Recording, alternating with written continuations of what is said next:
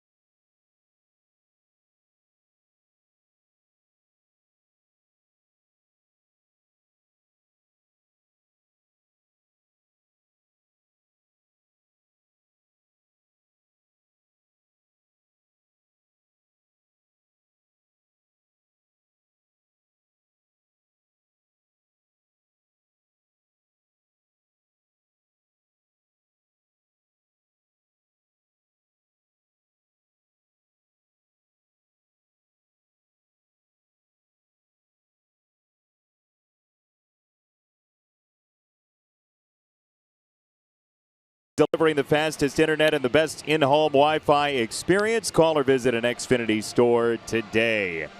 84 degrees and sunny. Summer is here as the Sox visit the Tigers for the first time in 2018. And here is Ricky Renteria's White Sox starting lineup. 2 switch hitters at the top, Moncada and Sanchez. Abreu third again.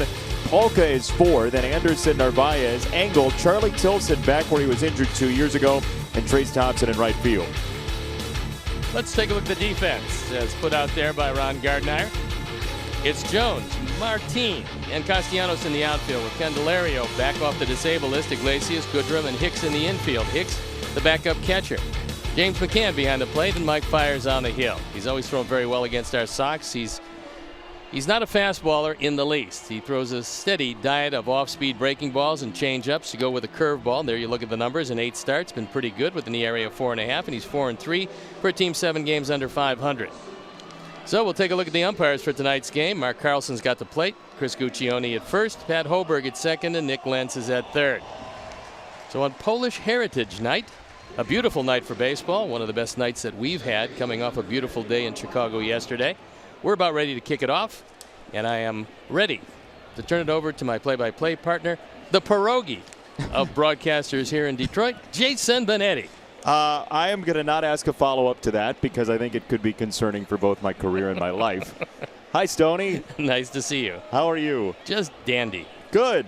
Mike Fiers, Yohan Moncada as we get together for a Friday evening baseball affair. Moncada goes after the first pitch and ships it out to right field on one hop off the wall. Yohan's on his way into second, and he is there with an ambush of Fiers to start the game. First ball fastball, and Yuan didn't miss it. Castellanos is an adequate right fielder at best. He's a converted third baseman. He's learned the position, but here he gets turned around, does not make a real good attempt at this one. And the toughest ball to handle for any outfielder is one hit right over your head. That's exactly where that one was hit. Castellanos does have a strong arm and a promising way to lead it off.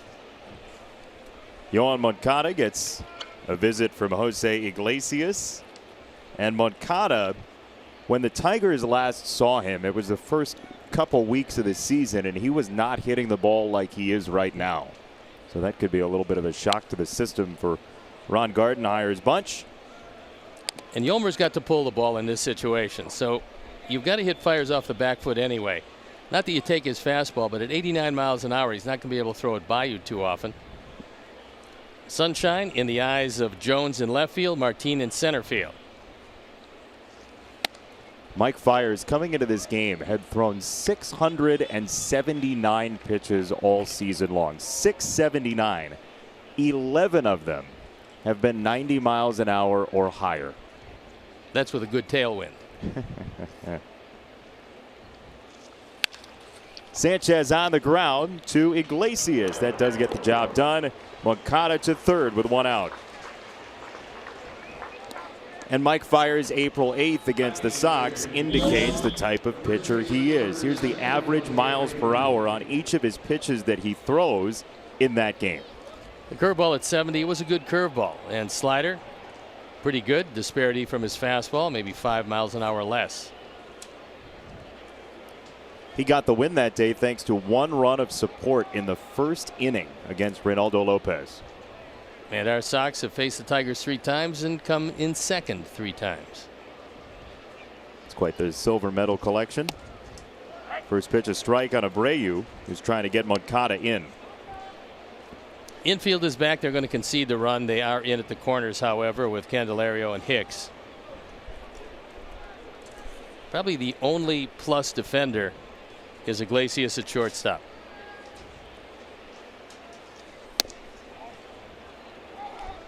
Ball and a strike on Abreu, who comes in having 5 multi-hit games in his last 7.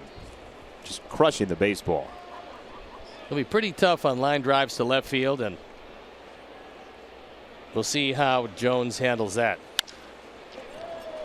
In the air right field, well hit. Castellanos won't get there. It's off the base of the wall, and the Sox have the lead on a Jose Abreu RBI double.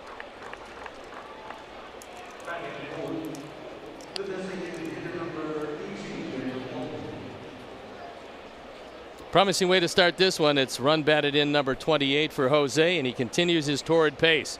He gets a fastball down in the zone, and so far Fiers has not gone to the curveball, which is somewhat surprising. But I'm sure we'll see more of them as he moves along.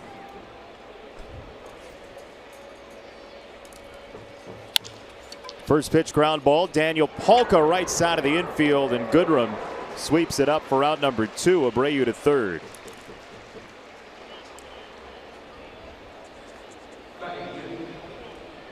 They're jumping on the Fiers fastball, which is 87, 88.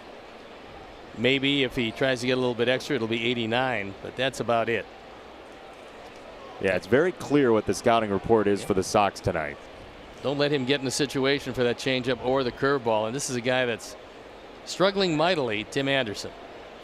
Tim 5 for his last 37. And he lines it to left field. Another first pitch hunt and another run. The Sox lead 2-0. That was one of the few sliders Fiers has thrown. It went into left field for RBI number 13. So an ominous beginning for Fiers, whose ERA against our Sox coming in was .70. But that'll rise dramatically with this first inning outburst. So back on April the 8th, the Sox face him for 6 innings, get 3 hits and no runs. 2 runs this first inning and 3 hits. With a game plan, go up there, swing early. He's going to be in the zone trying to get ahead.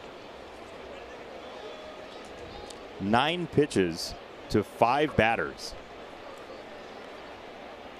Here's Omar, who takes a strike. Narvaez has become the primary catcher for the Sox with the Castillo suspension.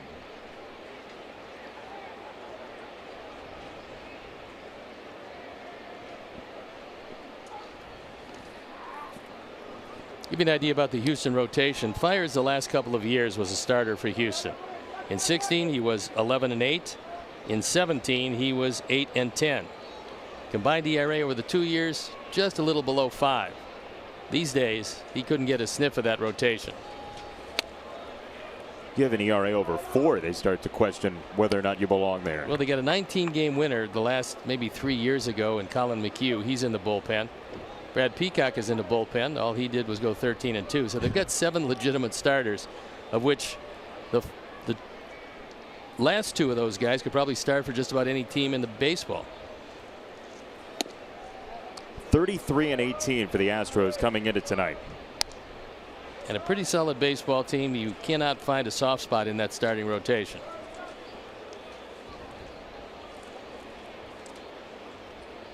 Two balls and a strike on Narvaez. Tim at first had 2 steals in that opening series against the Tigers back at home, and Narvaez way ahead 3-1.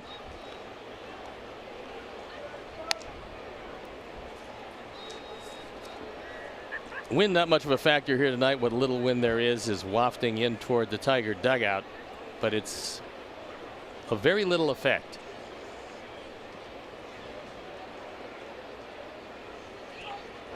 It's the first night you can call a hot night at the ballpark this year for the Sox. It's gorgeous. A lot of fans have turned out to watch this one.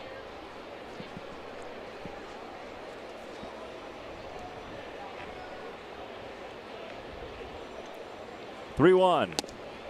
Upstairs, ball 4. Fiers walks Narvaez, and Adam Engel's coming up. This summer, head to your favorite store and grab some cold Modelo Especial. Perfect to enjoy while watching the White Sox. Enter for a chance to win tickets to a White Sox game. No purchase necessary. Ends June 25th. Visit crownimportscontest.com for rules. Modelo is imported by Crown Imports, Chicago, Illinois. Fiers continues to struggle. We're going to see our first shot of Chris Bosio. He is their new pitching coach. You might remember him with the Cubs for many years. Former Mariners pitcher, among others. There's strike 1 to Adam Engel. That one really testing the top of the strike zone.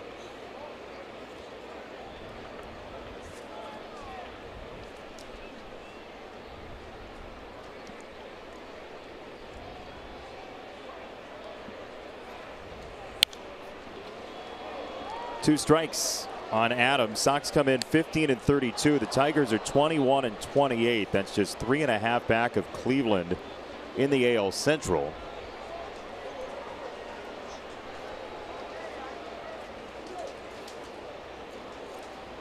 Minnesota in second place, 1.5 back starting play today.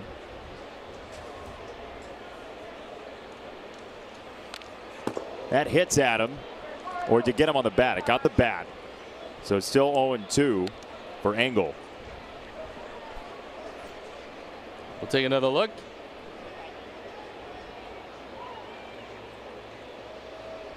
Doesn't really get out of the way. Actually twists toward McCann after the ball was by him.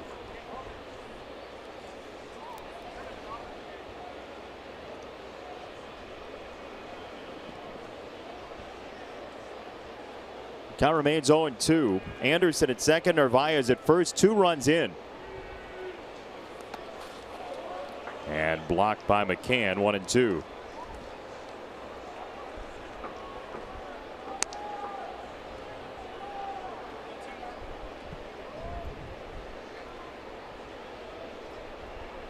Mentioned the Tigers went 2-5 on that road trip to Minneapolis and Seattle. Those 2 teams play tonight at Safeco Field. Twins are on the road, and Houston and Cleveland just underway from Ohio, where we will visit next. 1-2. On the ground, third base. That's a foul ball. Goodrum started to run toward the dugout. Fans cheered, and didn't happen. Now they'll have to go and reset. Candelario had some wrist problems. You see the right wrist heavily taped. He did it swinging a bat, just coming off the DL now. And when we saw him last, he was swinging the bat very well. He came over from the Cubs with Chris Bryant at third base every day. Candelario was the odd man out, so they moved him in a deal. Couple of games down in Toledo at the AAA club, activated today. In fact, a day earlier than they expected. As Adam calls for time, fires grinding through 21 pitches so far.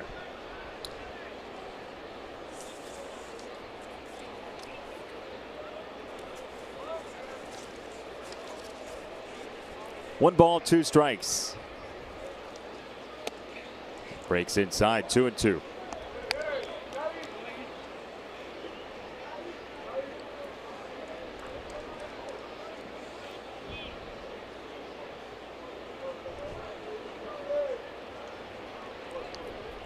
Three hits in the inning, 2 runs home. 2-2. Angle lines it foul left side. That was a high changeup, and normally those are hit pretty hard. So Fiers does not have a real good release point at this point. What are you looking for in a release point if you're a pitcher? Consistency. And right now the release point is all over. Anytime you start throwing high changeups, you realize you don't have a feel for it because that pitch is designed to stay down. Same thing with his curve, and the slider he doesn't throw all that much, but it's probably as good a pitch as he has right now.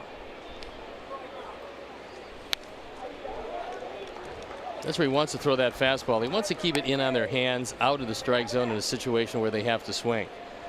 What he does not want to do is throw that fastball consistently in the zone at anywhere from 87, 88 miles an hour. Those get hit awfully hard.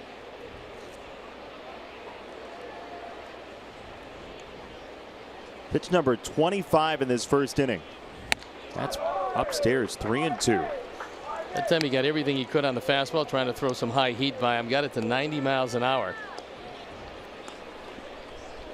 As Charlie Tilson waits patiently in the on-deck circle, waiting for his opportunity in the park where he left in the middle of the 5th inning to a torn hamstring in his inaugural Sox outing.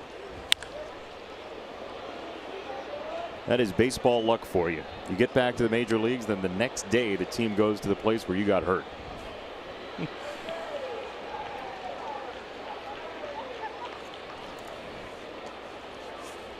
Well, he does have a different look because he'll be in left field as that young man has a souvenir.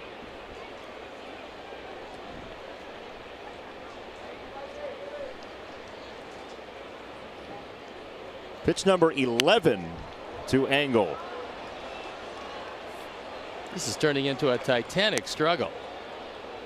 Adam keeps fouling him off. Fiers keeps throwing pitches close enough to swing at. And he'll deliver his 12th. What's your out pitch if you're Fiers here? I'm thinking probably a slider away. He's throwing a lot of pitches inside to him. Whatever it is, it's going to be away, and I'm guessing slider. 3-2. It's a fastball, and Adam hits it in the air left-hand side.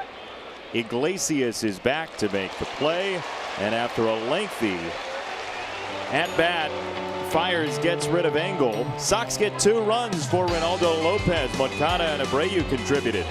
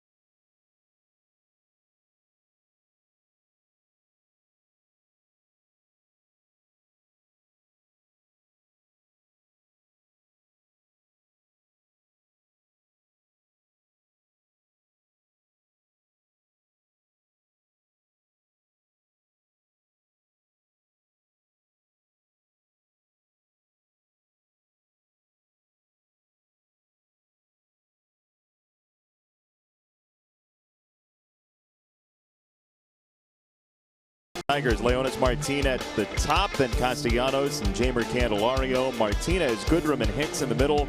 McCann, the catcher. Iglesias, the shortstop. Jacoby Jones in left.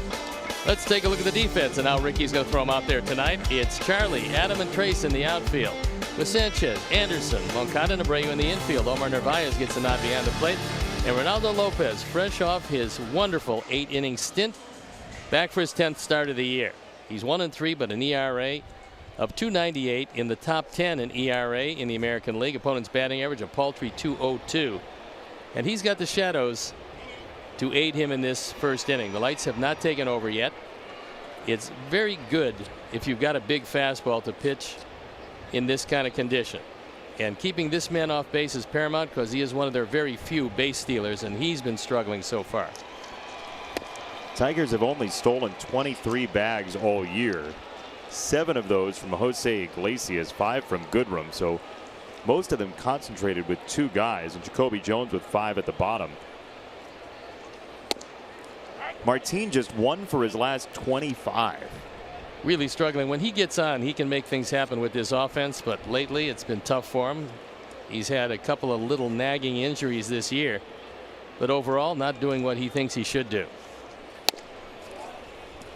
Lopez gets it up to 97. His average fastball this year at 95 when play started today.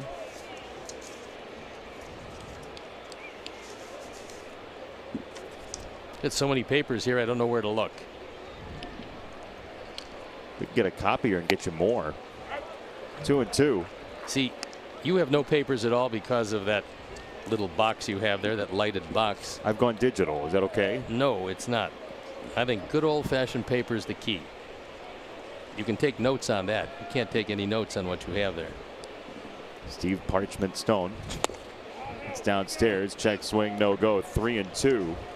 And there Lopez went away from the fastball, but in his last start, you mentioned that great 8-inning outing, 107 pitches, 75 were fastballs. It was particularly lively against Texas, especially upstairs. He just threw it by a lot of those Ranger hitters. You got to go fastball here, you'd assume. He does on the ground. Yolmer Sanchez's purview is third base, and 1 away. Here's what Lopez threw on April 8th against the Tigers, mostly fastball as well. 32 sliders. They didn't see the curve and the changeup. No, and that's why he's going to throw probably more of them here. His changeup is probably his second best pitch, although the slider has been better and better for him. But he is a fastballer, with a fastball like he has. In fact, when he struck out Chu to end that 8th inning, it was still 96 miles an hour, so he didn't lose much velocity over the course of that outing. And this is the best hitter on this ball club right now. Castellanos takes ball 1. 4 straight games. He's had 2 hits. Used to be he could only hit low fastballs. Now it's started to climb a little bit, and he's covering the fastball just about anywhere it's thrown. He's got good power the opposite way. Feels like he's taller. Well, he is an upright hitter. I mean, some guys do like to crouch a little bit, bend at the knees. He's pretty much an upright hitter, but he still has an uppercut swing, meaning if you can throw fastballs just below the Tiger logo, that old English D, you're going to get him out. Actually, you don't want to keep it down there, because that's the danger zone for him. Oh, that's a windshield wiper. Yeah, he can put a charge into that, although only 5 home runs this year, but the high batting average.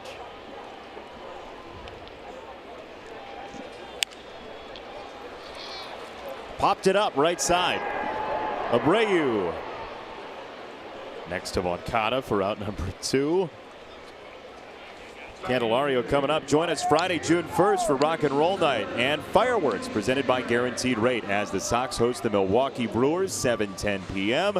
To buy your tickets right now, visit whitesox.com, and we'd love to guarantee you 84 degrees and sunny like tonight. And so, you know what? We're going to go ahead and tell you that we've got a very good feeling that it'll be sunny and beautiful Friday, June 1st. Absolutely gorgeous. Maybe. That's weather on the ones from Steve Stone. Candelario just back from that wrist injury.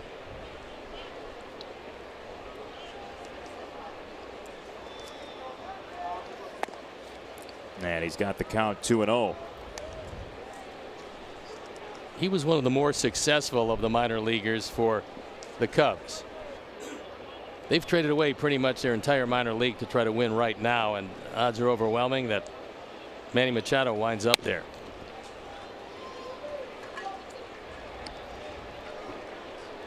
Three and out to Candelario, who walked quite a bit right before his injury. He's got 16 walks on the year.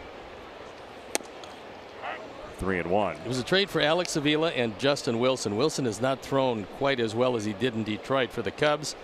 That was on July 31st of last year, right at the trade deadline. And this is a piece that the Tigers, at 24 years old, feel like they can build around. He should be there for a long time.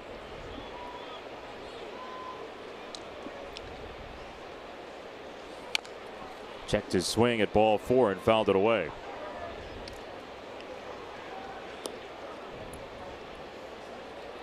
Victor Martinez in the on deck circle.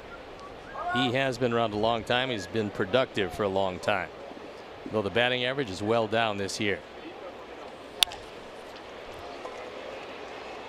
Floated to left. Charlie Tilson is there for out number 3 and a 1-2-3 first.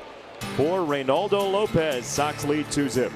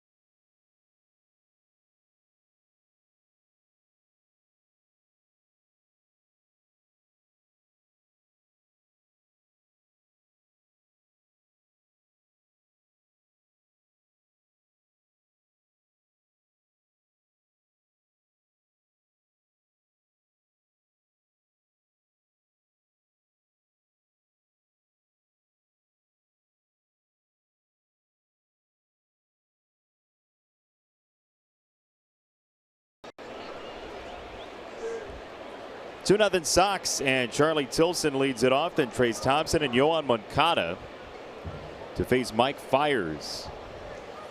And Charlie, who went 0 for 3 in his 2018 debut, back to the scene where his ugly injury happened in 2016, that torn hamstring.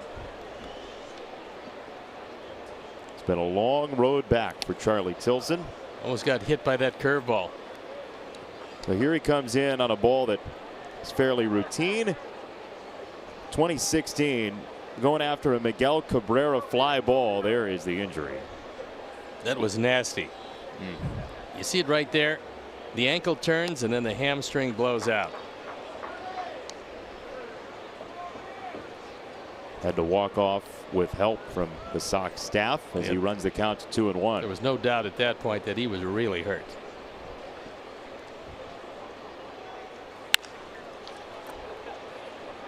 Into the sky, center field. Leonis Martin doesn't have to move very much. Out number 1.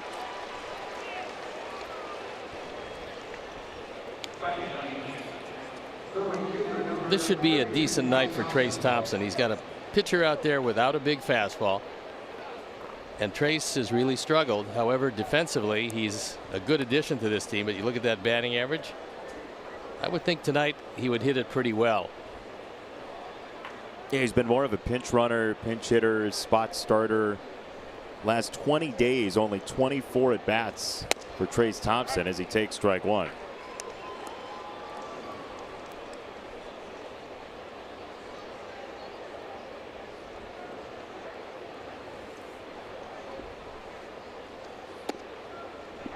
There's strike two from Fires. That slider.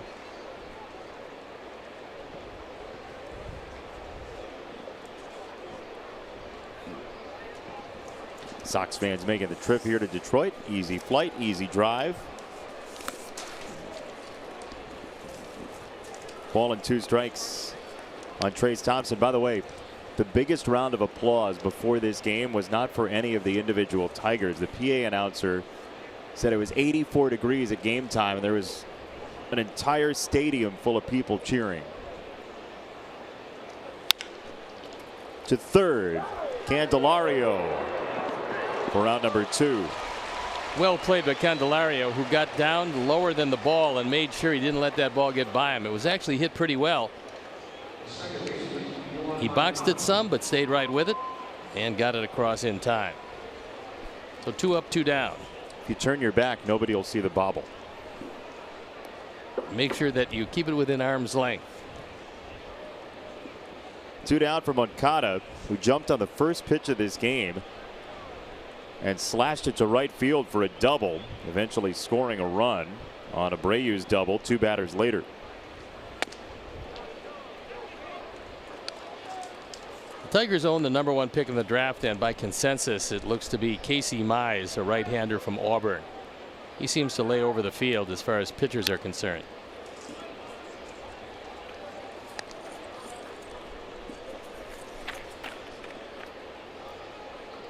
He's got a nasty splitter, Casey Mize. Got a chance to be pretty good, and the Tigers are sure hoping that's the case.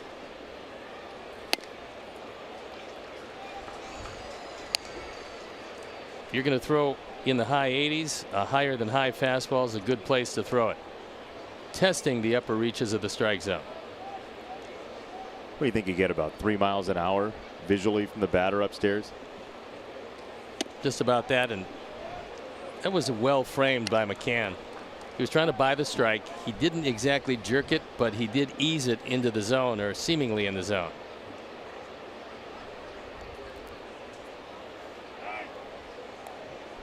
After shaking off 3 pitches, it appears that Fires wants a sinker away. Now it's the curveball. 2-2. There it is, and his first strikeout of the game comes against Moncada. 1-2-3 inning for Mike Fires, and Reynaldo Lopez answers the bell, bottom 2 when we come back.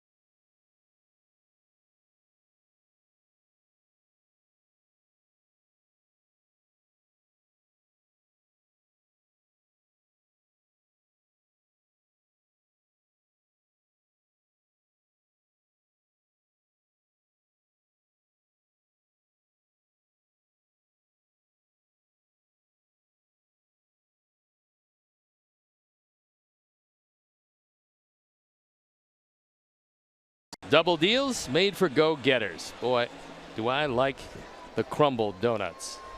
I could use a couple of those right now. Give me some energy. You just want somebody to crumble up your donuts? Is that all you're saying? No, crumbles on top. Oh, crumbles. Yes, wonderful donuts. Toasted coconut also. So if you're getting me a present anytime soon, Dunkin' Donuts the place to go. I'll do it for tomorrow. Probably not. Ball one to Martinez. Victor in career game number 1885. That is 9th most active in Major League Baseball when the year started. He's now up to 8th with Ichiro's quasi-retirement. He's not officially fully retired, so do you still include him on that leaderboard, Ichiro? Sure, why not? Even though he's in the front office, put him on the board. I've heard that before. Yeah, you have. What a player. Hall of Fame in 2 different countries eventually. On the ground, and this likely will be an out. I should hope so. In the meantime, it is the 48th Polish-American night hosted by the Tigers, and some of the memorable, well, not only Tigers, there's a lot of Tigers and native Detroiters in there, but a lot of great players. Greg Luzinski, the White Sox prominent on this list. Tom Paciorek, Moose Skowron on that list. Richie Zisk. I played with him. Karl Yastrzemski, Joe and Phil Niekro, Stan Musial, of course, who actually paid some money to start the Polish American Sports Hall of Fame right here in Detroit. Bill Mazeroski, Eddie Lopat, Tony Kubek, Ted Kluszewski, another member of the White Sox, Mark Fidrich, the Bird, Mo Drabowski. In the air right field, we interrupt this Polish American Sports Hall of Fame message for out number 2 of the 2nd inning. And for 80s kids like me, Ryan Klesko's on the list. He is that. Ray Sadecki, did you remember him for the 80s? Yeah, no. Frank Tanana. Yeah. Alan Trammell. He'll be honored this weekend at Comerica Park, Trammell, for his Hall of Fame induction. Yep, and there you have it. He and Lou Whitaker were pretty good together, weren't they? Well, they were good for a long time. Yes, indeed. That 84 team that went 35-5 to start the season and decimated their division. They won it the first 6 weeks of the season. Nobody could catch them. They won by 20 games that year, and there's no doubt Sparky Anderson, who became an idiot when making the plane ride from the Big Red Machine to Detroit, suddenly got smart again 5 years later when they had a pretty good ball club in '84 here. I've heard of passing the international date line, but is there an idiot line? That's what happened. I mean, he finished last with the Tiger team. He lost all of his managerial ability flying from Cincinnati to Detroit. Then got it back again. He was a real interesting fellow. I like Sparky a lot. Why do you say interesting fellow? Because he had a lot of different concepts of the game. He also treated players very well. Everybody liked him. He's one of those guys that you not only liked, but you respected, which is key for a manager. There's strike 3. Lopez drops in a slider on Hicks, and 6 in a row for Reynaldo, picking up where he left off against Texas.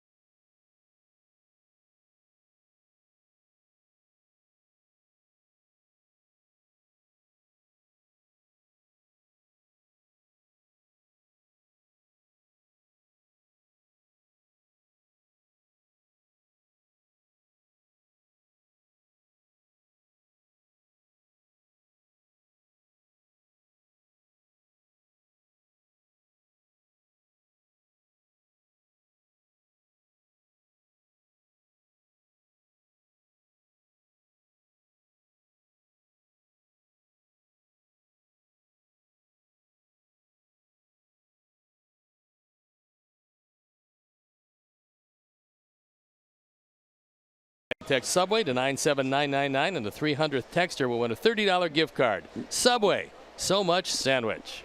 Those Tigers could use a Subway or two. Those are menacing Tigers outside. They are.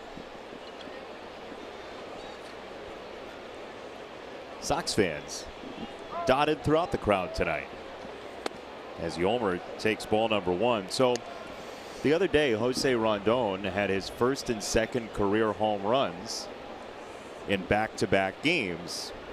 He was the first Sox player to do it since this guy, Yolmer Sanchez, 3 years ago. Yolmer pops out. Candelario for out number 1.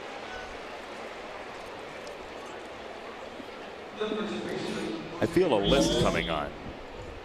Yolmer, the last one. Saladino the same year. Josh Fegley. And then it was all the way back to 1978 before it had happened again, after a gap of 47 years before then. Bobby Molinaro, teammate of mine.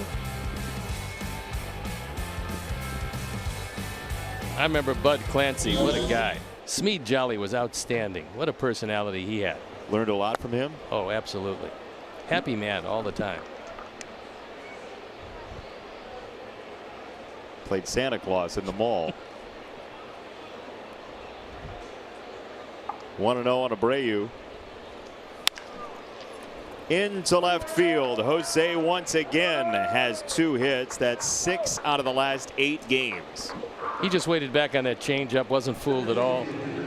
And this is a scary thing for a pitcher. When a hitter doesn't move his hands at all, and that looked like it had a little cut to it, his hands went back. When that happens, an off-speed pitch, you got some big problems. He drilled it through the left side. So 2 for 2 in the first 3 innings.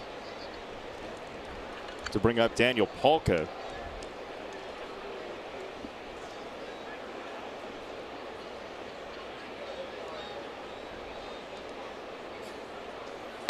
Matt Davidson out of the lineup once again. He's been dealing with some back trouble.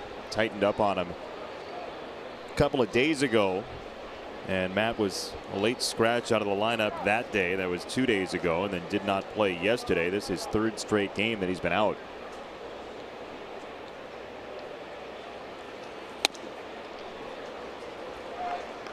Higher than high fastball that was out of the zone, and quickly Daniel in an 0-2 hole.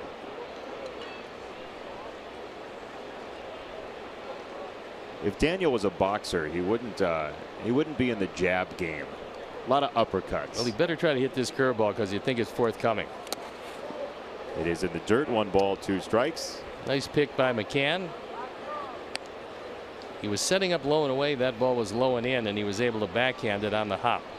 Not an easy thing to do. If the ball flattens out, Jose's going to be at second base.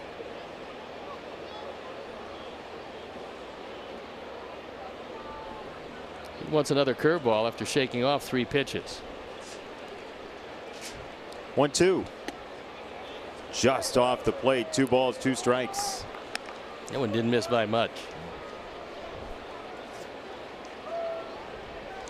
See, it just missed the zone, and McCann eases it in that zone. Last time he wanted a high fastball. Let's see if Fiers decides that this is the time for it. No, he wants a straight change. 1-2-2. Swing and a miss. It tailed away from Daniel. Second strikeout for Fiers. This one out of the zone. It looked like it was going to be a strike and then darted out of the zone. High leg kick, gets some hang time, and no contact. There's Tim Anderson, who jumped on the first pitch he saw in the first inning like Moncada did for an RBI single. 2-zip on the strength of 2 first-inning runs so far tonight.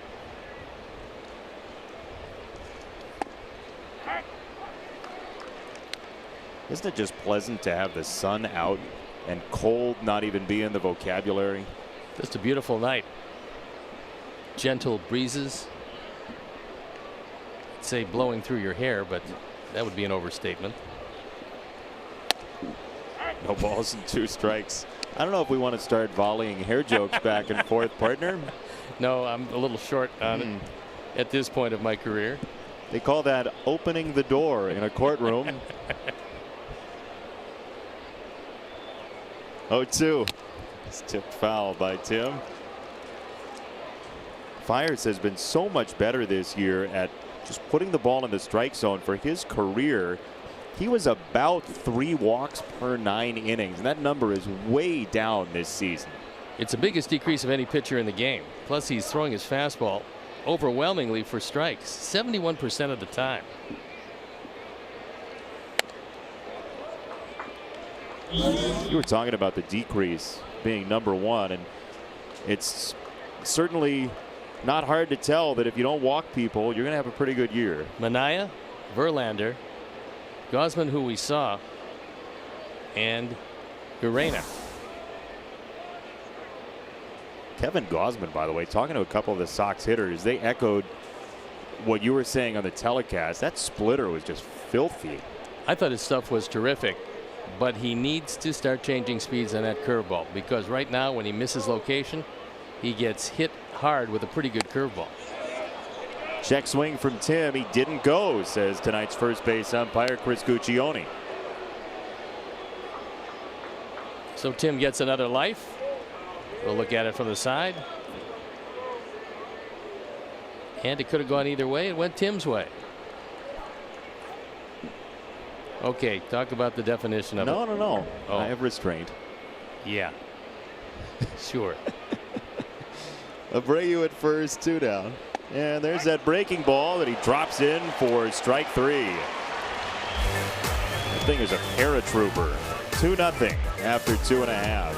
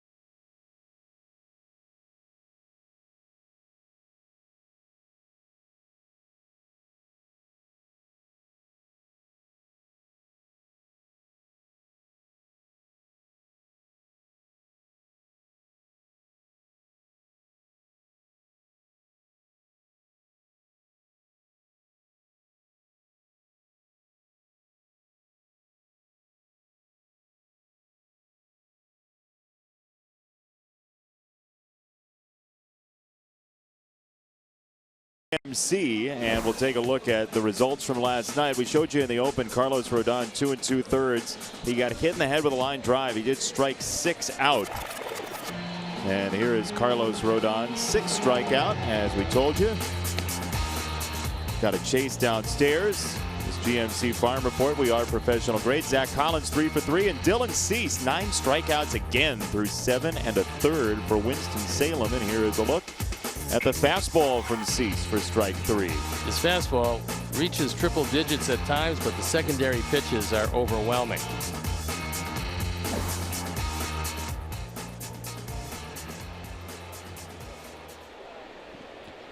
Looking for a Sox win in the crowd. A 50th birthday present. It's a good one. Yeah. I guess we got Zach Collins fired up to play last night. He joined us on the telecast, and then he goes 3 for 3. They'll be clamoring to join us on the telecast after that performance. Will be. Yep. They aren't already? No, not yet. Okay. Always something to shoot for. Zach, by the way, we were talking to him, and we asked who has the single nastiest pitch that he catches down in Double-A with Birmingham, and he told us that he was going to go ahead and give us the answer later, which, you know, that's a way of just saying you're not going to tell us. But he went on Twitter and he said Connor Walsh's curveball is pretty nasty. And then he used one of those sort of queasy green face emojis afterward. Yeah. So that's a pitch to look out for. Connor Walsh's curveball. Thanks, Zach, for getting back to us. If he's watching this telecast right now, I think he's probably flouting some rules in Double-A. He's a good kid, Zach Collins. And a talented kid, former #1. 2-2. Swing and a miss, strike 3. On a ball up and in, McCann goes down. 2 strikeouts, and this time it was a slider that didn't slide. Sometimes a backup slider is pretty good. Ronaldo's one of those pitchers with his stuff. You can legitimately say each and every time he goes out, he's got a chance to pitch a no-hitter. You can't say that about a whole lot of people, but the stuff of Lopez is just outstanding.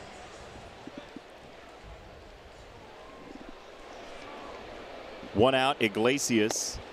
We've never really seen him reel on the mound, R-E-E-L. Never really seen him on his heels. His demeanor is usually very in command. And the only time he had some difficulties, I mean real difficulties, was facing Pittsburgh twice in a week.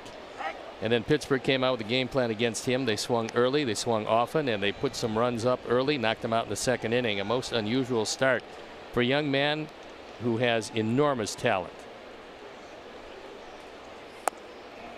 Usually with starting pitchers, you say, okay, later in the game we'll get to him, right? Well, with Lopez, that has not been the case for opposing hitters. 111 the batting average against him, the 3rd time that they've seen him in a game. So 3rd time through the order. That's best in baseball. Well, there's no diminishing of his stuff. He was around 97 that entire start against Texas. Then the last pitch was 96. So you're not going to get him late too often. Erratic with the fastball against Iglesias, and he takes a walk.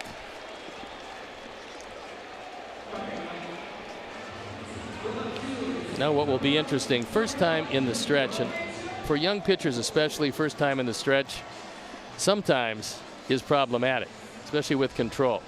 And that's a lesson for all you young pitchers. When you take your pregame warm-ups or when you throw pitches between innings, make sure in pregame warm-ups you take 50% of your pitches from the stretch, because most pitchers will give up a base runner in the first couple of innings. That means you're in the stretch most of the time as opposed to the windup.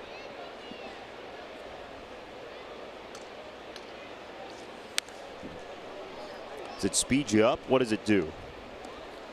It's just a completely different approach to pitching. The windup is very comfortable. The stretch is not so much. Also, when you go in the stretch, usually you have to worry about a base stealer, and Iglesias is one of those guys. So it's something that you have to deal with that you didn't have to deal with before then. And that pitch was out of the strike zone, but Jones helped him out by swinging at a pitch up and in. Runners off. Jones in the air to right field. Trace Thompson is underneath it. He's got a chance over at first, and he does double off Iglesias. Well, the hit and run is down in Major League Baseball, and maybe that's a reason why. We've played 3, and the Sox lead 2-0.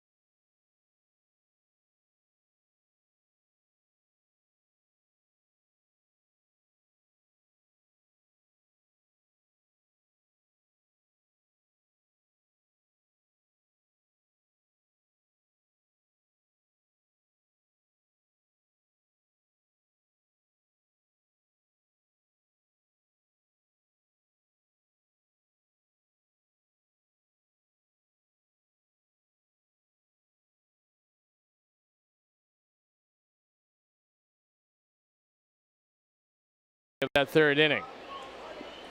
Good solid throw after the catch. Iglesias can't get back. He didn't pick up contact right away. We'll take a look.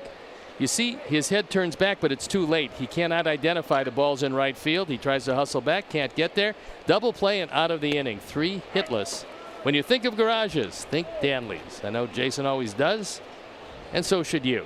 I am constantly thinking garages. It's a wise choice. Trace Thompson turns 2, and Omar takes a ball high. So we talked yesterday about the Sox catching depth. Sebi Zavala injured in Double-A. Kevin Smith injured in Triple-A. Tonight, with Charlotte, Brett Austin is the scheduled starting catcher. They're in a rain delay. He's scheduled to catch Carson Fulmer in his first start in Triple-A, and certainly you hope Carson can figure out his issues down there and see him soon. Well, I think before you send a young pitcher down, you send him down and you tell him what you want him to work on. And I'm pretty sure that's exactly what happened. Nothing left to chance. The former first-round draft pick out of Vanderbilt, he's got some skills. He's got a moving fastball. Everything he throws does move. So if he can get his repeatable motion, which is something that he has to work on, also rushing, which is something he has to work on, then he's going to be fine. And he'll be back. And that's what Ricky said. When they send him down, you'll see Carson Fulmer again in the not too distant future, depending on how he works out down there. He's aggressive enough and he's a smart enough pitcher to be able to work it out, and I don't think it'll take him too long to do that. That's ball 4. Leadoff walk for Omar. Time now for Sox Math, brought to you by your local Chicagoland and Northwest Indiana Audi dealers. Visit AudiOffers.com for exceptional deals. Dylan Cease strikeouts last night multiplied by the number of letters in his home state. Add the number of letters in the last name of his current manager, and then subtract the number of games on this White Sox road trip. Hashtag SoxMath on Twitter. You win a prize from the road if you're first in.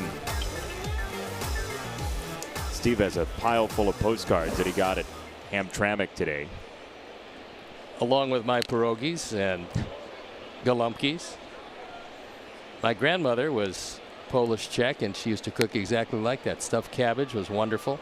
Only the difference was she made kreplach instead of pierogies, which is a Jewish equivalent to pierogies, except mostly stuffed with meat instead of potatoes, which they served here tonight. Well, they had cheese too. They do. Yes, and they have races in Pittsburgh. Pierogi races. Yes. Yeah. What a wealth of knowledge you are. I'm a font of useless information.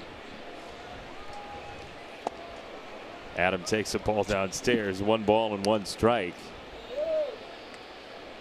Adam was swinging it a whole lot better on the homestand, and hopefully he can translate that into a successful road trip. Because with his defense, if he hits 240, 250, he's a very valuable player.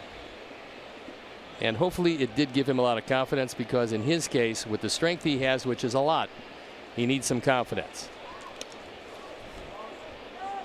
You know, we were talking about Carson Fulmer, and Lucas Giolito yesterday has that start that goes an inning and a third. He gives up 7 earned runs. And Ricky Renteria put the struggles of both Giolito and Fulmer in an interesting way before the game today. We were talking about how to settle yourself down on the mound as that ball's into left field. Engel moves Narvaez to second, 2 on, nobody out. But on the subject of those pitchers, he said, look, pitching, especially as young as they are, is not an academic exercise. It is an emotional exercise, and that's where the improvement needs to live for both of those guys, in the emotional realm, not the academic logical realm. I think pitching incorporates just about everything you have, which is why it's a wonderful way to make a living. Because when you do it successfully, you're spent physically, emotionally, and psychologically. It is all those wrapped into one. You have to think your way through the process. You also have to strain yourself physically to the nth. That's why when it's over, it's so gratifying. But in the meantime, you've got to learn how to do it and do it consistently in the major leagues, and that's not easy to do. Charlie Tilson, a bunt back to the mound. Fires got taken toward third, so he chops down Narvaez. 1 away. A nice attempt at a bunt, but if you can, you want to make sure that the pitcher can't field it. This one popped up. Well played by Fires. We've seen a lot of pitchers that can't field their position. If you can, you're going to really help yourself, and cutting down the lead runner is always preferable.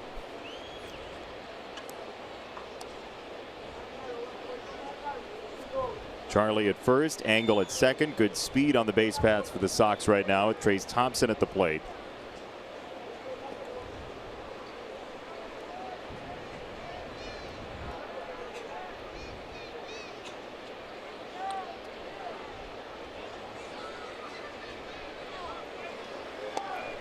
There's a hook, and there go the runners. Double steal for the Sox, Engel and Tilson.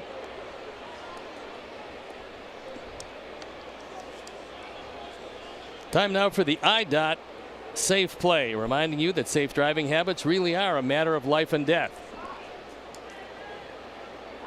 8th steal for Engel.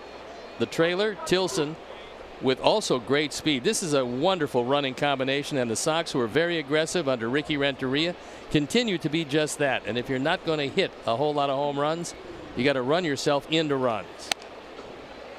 Sox lead Major League Baseball, and they expand that lead with their 43rd stolen base.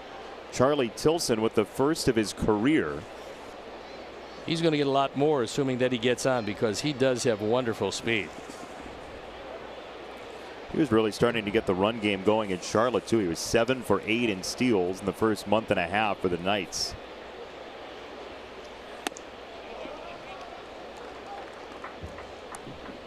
Fires is not doing it exactly how it's recommended, because with the infield in, you want to throw a ground ball. He's throwing high fastballs, and that usually yields fly balls. Fly ball with this outfield usually gets a run home. The best arm by far is Martin in center field. It's going to be a battle on a shallow fly ball to center. Curveball 2-2. You're kind of in a rock and a hard place situation, because the book on Trace Thompson, you'd imagine, says high fastball, but you've got the infield in. Well, then you go higher than high fastball. You go one that he's not going to make contact, and if he does hit it at all, he'll foul it straight back, and that's a face high fastball.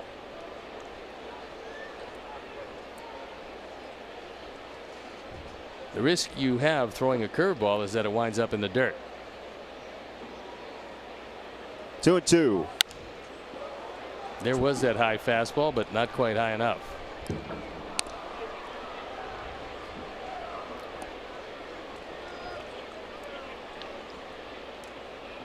This game is so beautiful. You get the stolen bases, and suddenly, because of those, you free up some angles for your batter. Best thing to do is hit with the infield in, because there are no angles. If it's not hit to you, you're not going to be able to make the play. 2-2. Another fastball and another one in the zone. This would be a situation where you don't mind putting on the contact play because of the speed of Adam Engel. And then you force the infielders to field it cleanly. Goodrum is a jack of all trades, plays a lot of different positions, not overwhelming as a second baseman. Iglesias with the best hands by far in the infield. And Hicks, he tries, not the greatest first baseman around, because he's the backup catcher.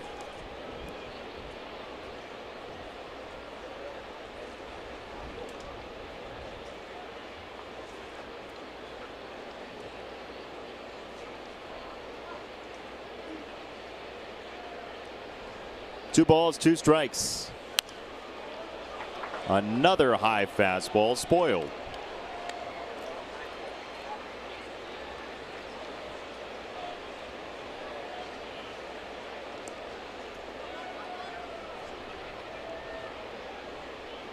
Fires already with his 74th pitch forthcoming. And there's only one out here in the fourth, so it's not going to be a long outing for him tonight.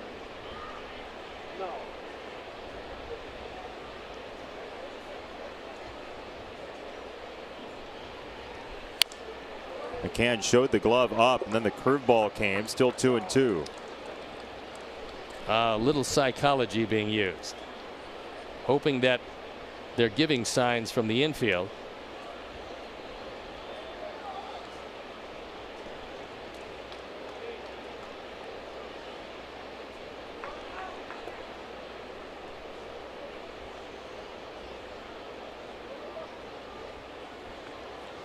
2-2. Tilson at second, Engel at third. Laced to right field by Thompson for a base hit. Sox get one on the RBI single. Trace returns to the bag after squealing the brakes, and it's 3-0 Sox. The first run batted in that didn't come via the home run for Trace Thompson. So we figured he would have a decent night hitting the ball with a less than overpowering fastball of Fires. He got his fastball. He got it up and drove it into right field. An insurance run for the Sox. And this is when you try to take advantage of the Tigers, because you're facing them with Miguel Cabrera out of the lineup. If you get to face this team without Cabrera, you're usually in pretty good shape.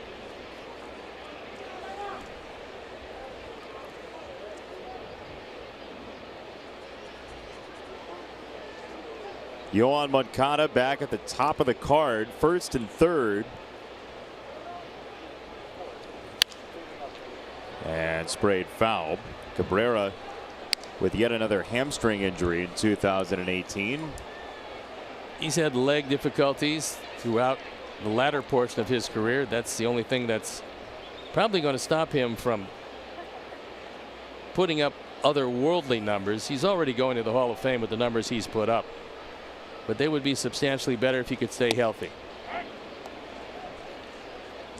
I mean, the Tigers have a line on this division right now. They're 3.5 games out of first. Even at 21 and 28, nobody is running off with the lead here. Nope. No, Cleveland has seen to it that just about everybody in the division is still there.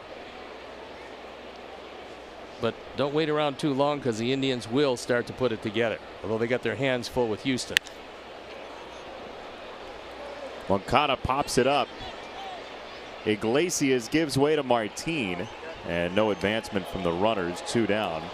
Your 2018 Chicago White Sox are presented by Guaranteed Rate, your home team throughout the season and the official mortgage provider of the Chicago White Sox. Get started today at rate.com.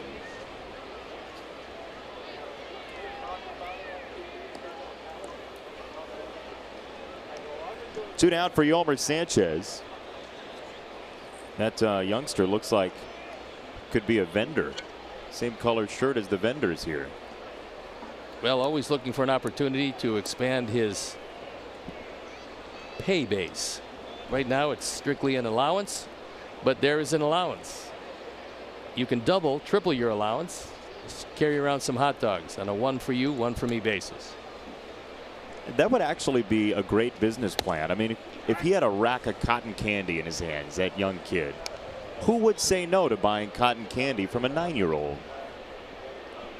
Well, perhaps people with multiple cavities to start with. See, when they invented the split screen in television, they had this in mind.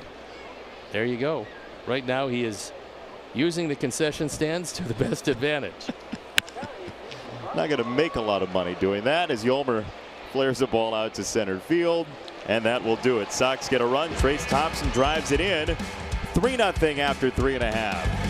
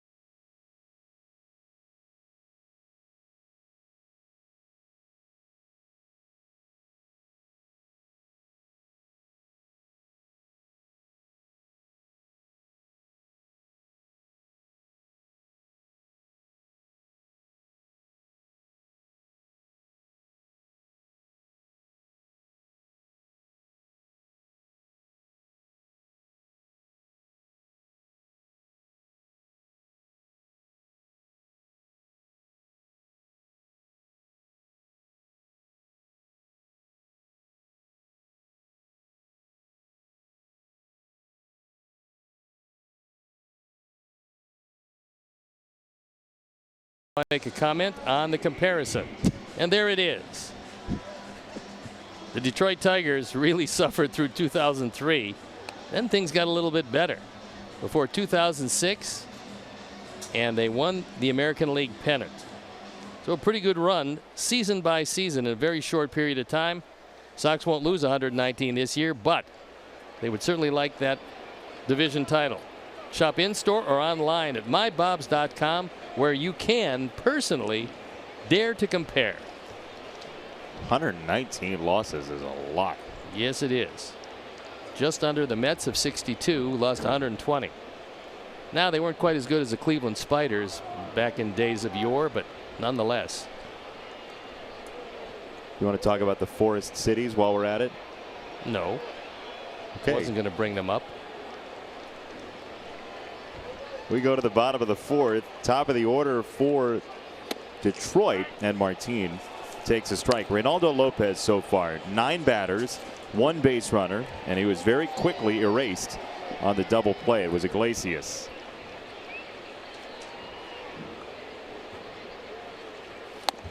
So you know a trade was pretty good when one year you're talking about one guy from the trade as the headliner, Lucas Giolito, last season. Now this year Reynaldo Lopez looks like the headliner, and Dane Dunning has gone from A-ball to Double-A this season. I think eventually Dane Dunning will be here and do really well. Into right field, first hit for Detroit. Well, you go back to the Cleveland trade for CC Sabathia after we watched the first base hit of the night for the Tigers. Leonis Martin, who's been struggling mightily, is a much better player than he's shown, and he shows it right there to Reynaldo Lopez. What's Matt Laporta up to these days? Well, that was a headliner in that deal, Matt Laporta, and then Michael Brantley was the second guy. Laporta having a hard time with inside fastballs, never really made it, and Michael Brantley keeps getting better and better when he stays uninjured, and right now he's swinging it very well for the Indians, and we will see that up close and personal when the Detroit series is over.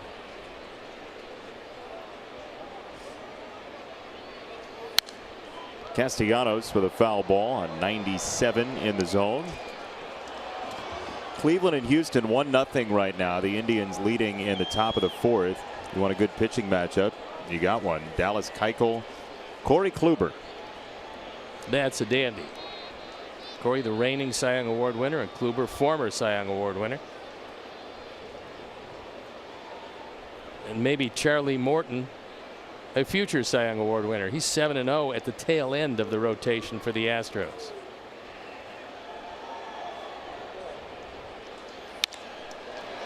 To right field, Thompson was playing back, and he can't get there. It's behind him. Martin stopped at third by Dave Clark. Second and third, nobody out in the fourth inning.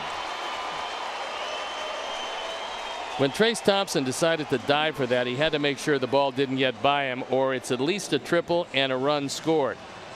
But able to stop it as Castellanos runs it into a 2-base hit. That's his 13th of the year. And you see Trace trying to smother it. It bounds away, but the end result is the same. Runners at second and third.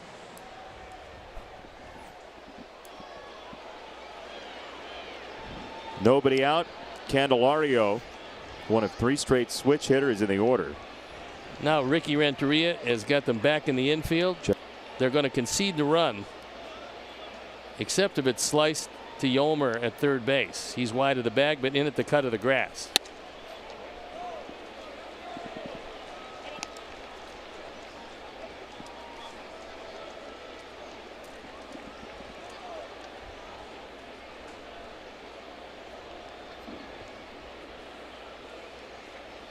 Candelario fly out to left his first time.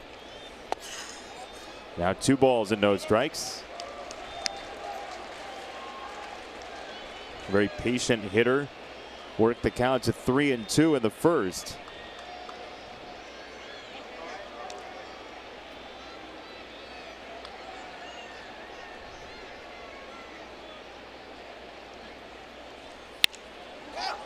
Pop up.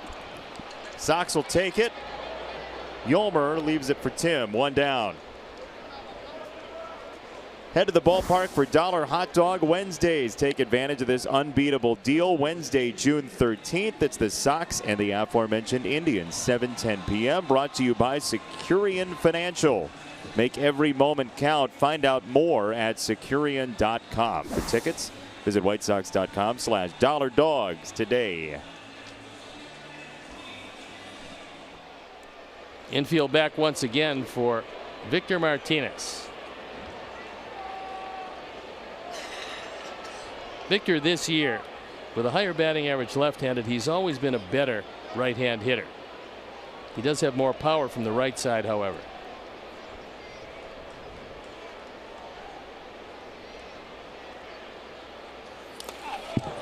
All the way to the backstop. Martin scores. Castellanos to third. The Tigers are on the board. That will go as a wild pitch. That's just the second of the year.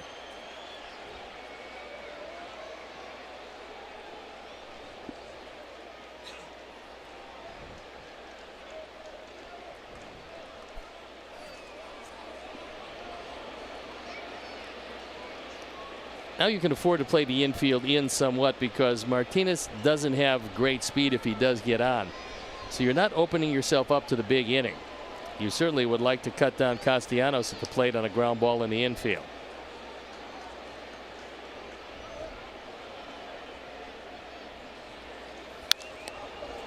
Popped foul, 1 ball, 1 strike on Martinez.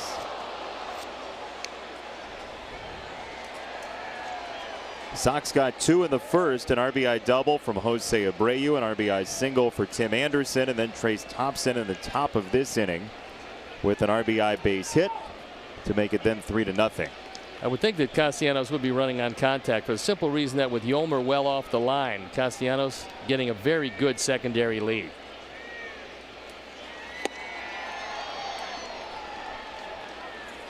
Good straight change, and he had Martinez swinging through it. Victor is a tough man to strike out. If you doubt that, you look at the strikeout column. Just 17 times he's gone down on strikes, and that's been in 149 at bats. And in this day and age, that's doubly good.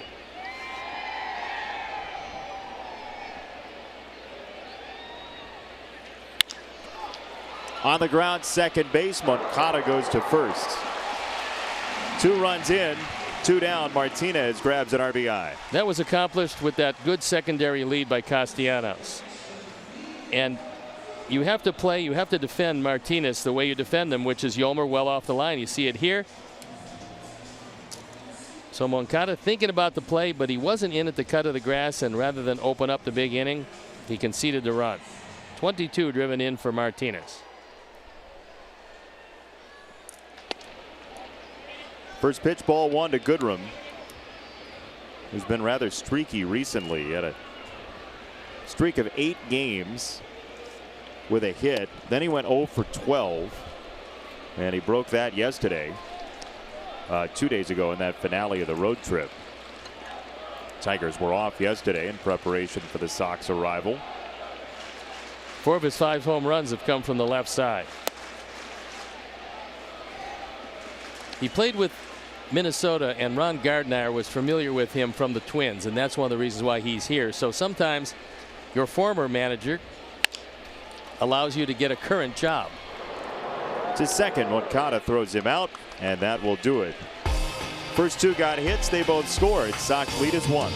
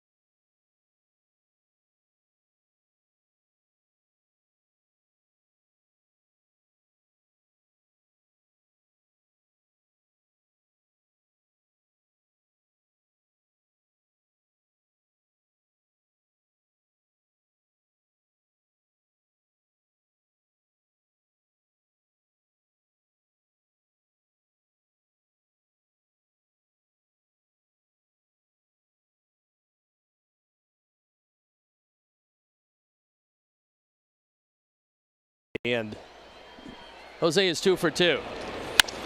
And this coming in the first inning, an RBI double. He's got 28 this year. Put the Sox on the board. Iglesias trying to push him off the bag, but Jose would have none of it.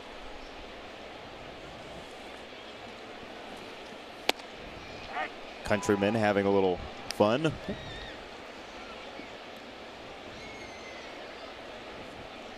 Jose 2 for 2. He came in just 1 for 8 career against Fires. And he's down 0-2 here.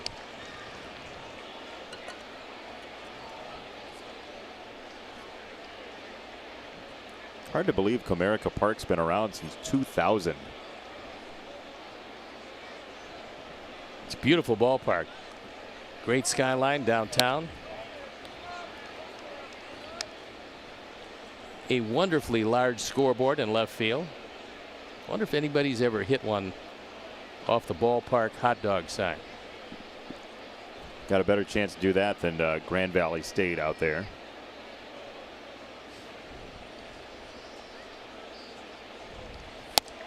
Swing and a miss, strike 3, 1 down for the Sox in the 5th. Here's your Audi Sox math answer for tonight. 9 strikeouts for Dylan Cease times 7 letters in his home state of Georgia, plus 7 letters in Vizquel. Omar Vizquel is current manager. 6 games on the current road trip. 64 is your answer. Ceaseware 12 is your winner. That's a repeat winner, I believe. Oh yeah, he's got a bunch of our stuff. I actually sent him your wallet last time. Did you take the moths out? And then there's Moth. 1-0 on Polka. Ball and a strike.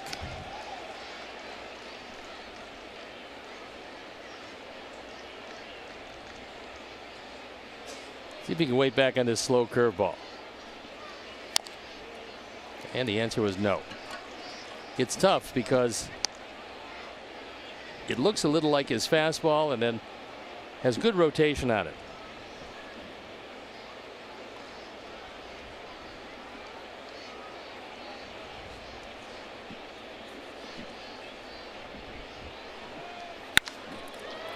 Polka shreds this ball to right field and into the corner with a laser. He's going for 2 and he is out. Very good throw by Castellanos. We talked about the fact that he's a third baseman by trade, moved to right field, so he has a third baseman's arm. And that throw right on the money.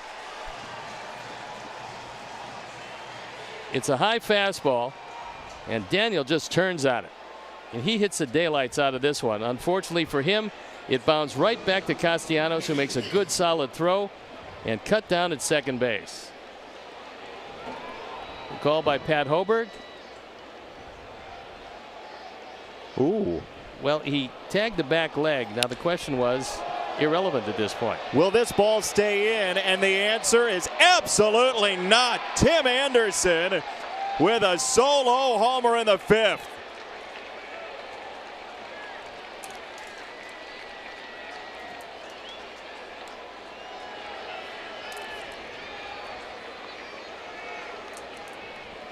Second time he's jumped on the first pitch from Fires. 8th home run, 14th driven in. So Detroit is the cure for what Tim Anderson was experiencing. He's 2 for 3. That looked like a little cutter and didn't do much until a White Sox fan over the bullpen made the catch. Omar a bloop left-hand side. Iglesias sprints over to make the play, but Tim Anderson, who hadn't had an extra base hit in 16 days, pounds one out to make it 4-2 and makes a friend in the process.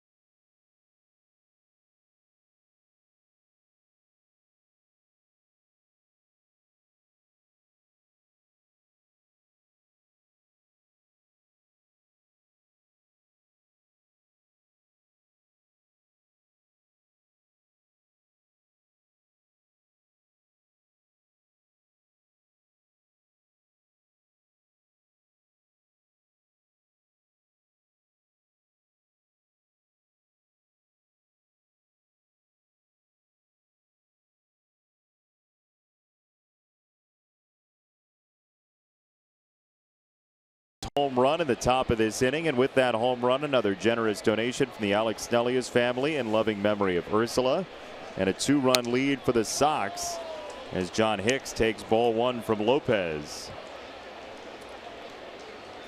Hicks is a pretty good hitter, and Ron Gardner wanted to get him in the lineup with Miggy missing. So you send him over to first base. Like to get his bat in, and he can play some first base. There's a look at Miguel Cabrera. To left field and down, a base hit in front of Charlie Tilson. Hicks is on with the second straight leadoff hit for the Tigers.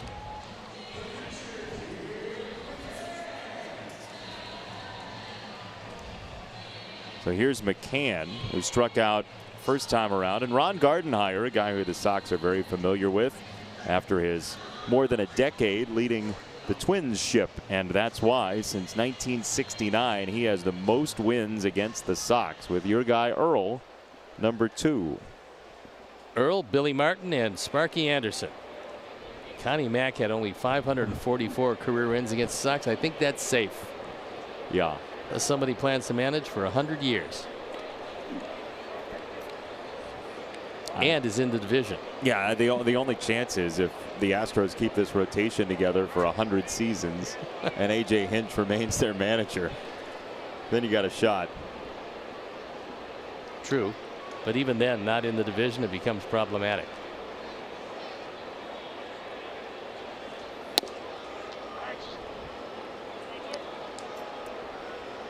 Suggestion for the Sox in days of yore, stop playing Connie Mack's teams. Bullpen up and going. Warwick, Sapo.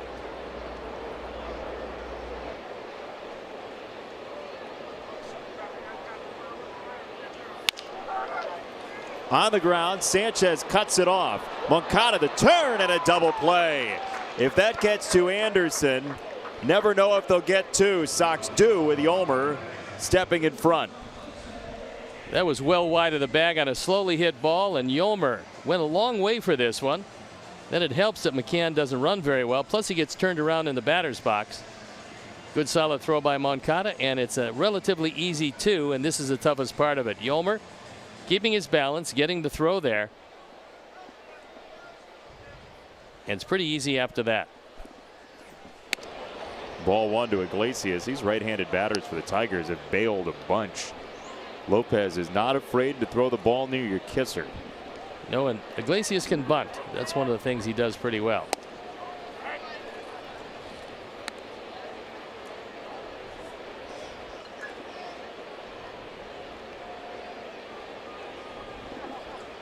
Former Red Sox farmhand Jose Iglesias.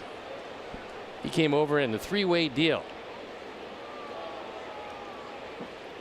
with Avi Garcia coming to our ball club, Jake Peavy going to Boston, and Iglesias coming here.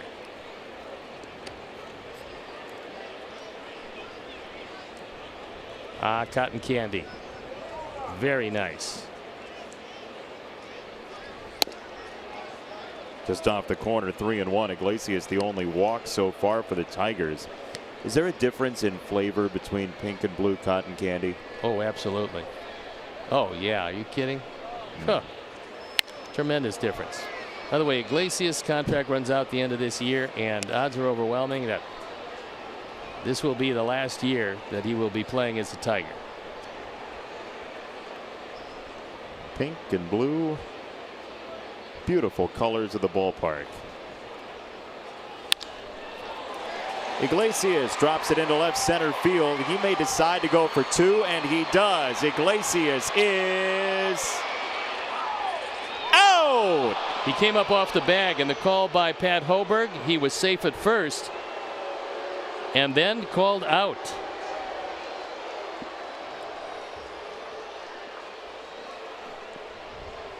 Iglesias is sticking around. He's looking for a challenge from Ron Gardenhire. Watch it again, and he's safe right here, but he pops off the bag, and when he does that, the tag is still on him. So good job by Yoan keeping the glove on him even though he gets spun around. You watch it here, and the glove is still on him. And besides singing soprano in the choir, he's out. Uh-huh. 4-2 Sox after 5.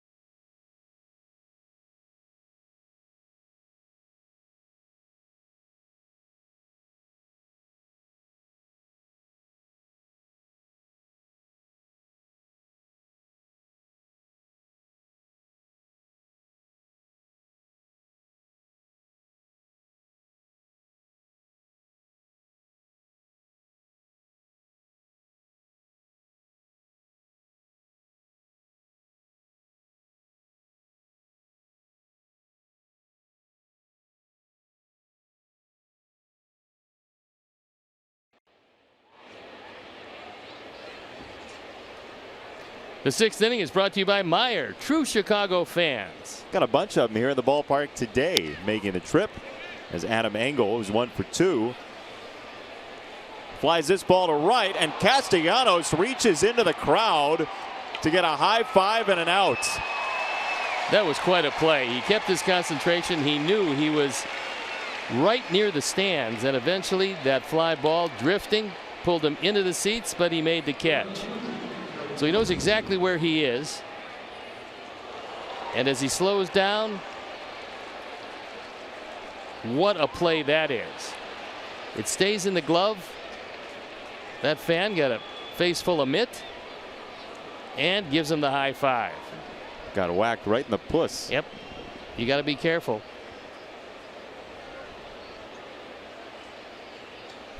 Fortunately, some padding on the top of that wall. Good play. So how was your night at the ball game?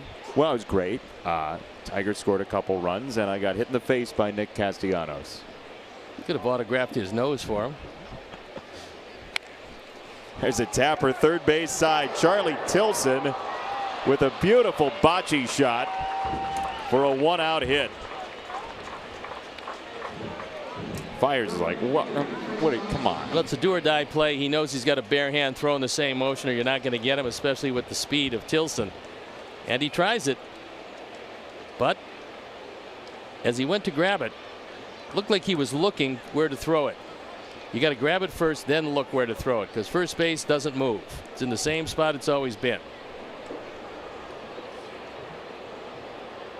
Very good advice for the kids. Remember that. It's always there. 1 on, 1 out for Trace Thompson, who singled in a run last time.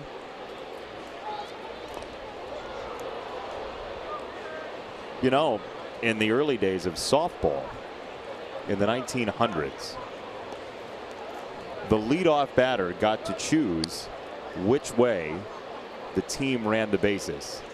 So the player would put the ball in play and then run to either third or first. And that would establish for the whole team which way you ran the bases for the game. Well, I don't know why that didn't catch on.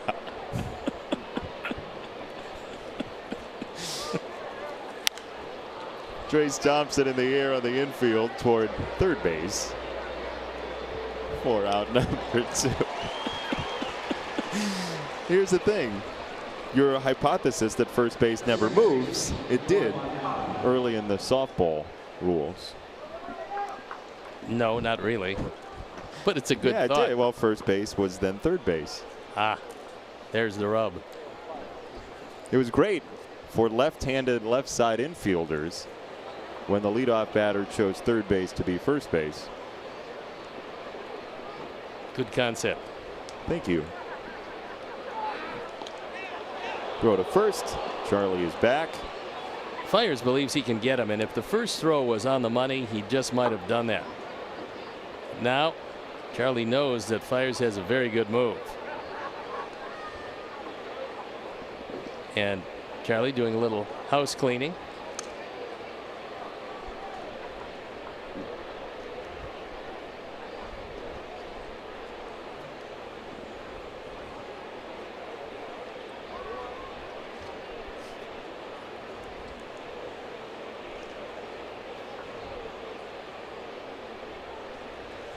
Moncada takes a strike from Fiers.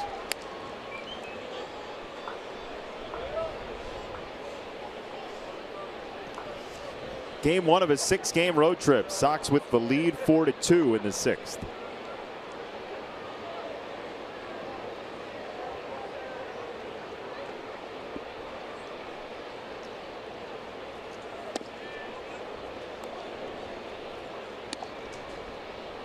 What a lovely night for baseball.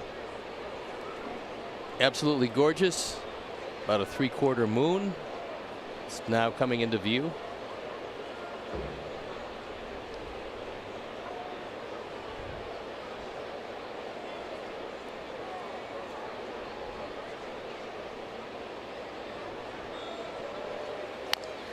On the ground foul, third base side. Sox fans, book your group of 25 people in the CIBC Fan Box. The Fan Box is the only suite located on the lower level concourse behind Section 134, providing the benefits of lower level sightlines with the luxury of a premium suite, and you'll be closer to the field than that. Call 312-674-1000 or visit whitesox.com. Charlie's got to be careful here because you would think Fiers would be going there anticipating the stolen base attempt.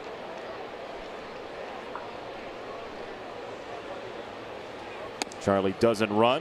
McCann was ready for it. 2-2. That was a semi pitch out actually, because he was moving to his left anticipating that Tilson was running. He was not.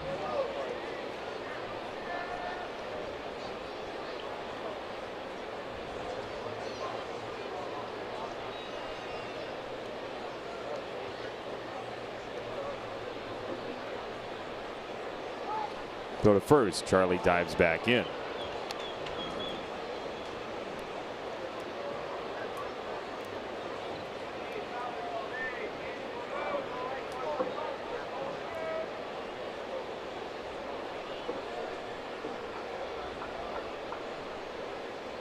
Two balls, two strikes. Tilson strays far enough away to draw McCann's attention again. It's 3-2.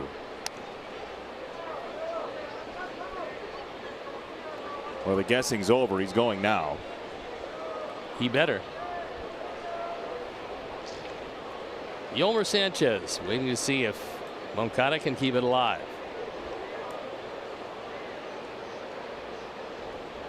McCann wants a changeup. Let's see if Yohan can wait back long enough. Didn't have to. Outside ball 4. 2 on, 2 out for Yolmer Sanchez. And here comes the bullpen. 100 pitches, and that's it, as Ron Gardner does not want to see this one get any further out of hand. So Fiers' night is over. And as Gardner ambles out, so will we. And we'll be back.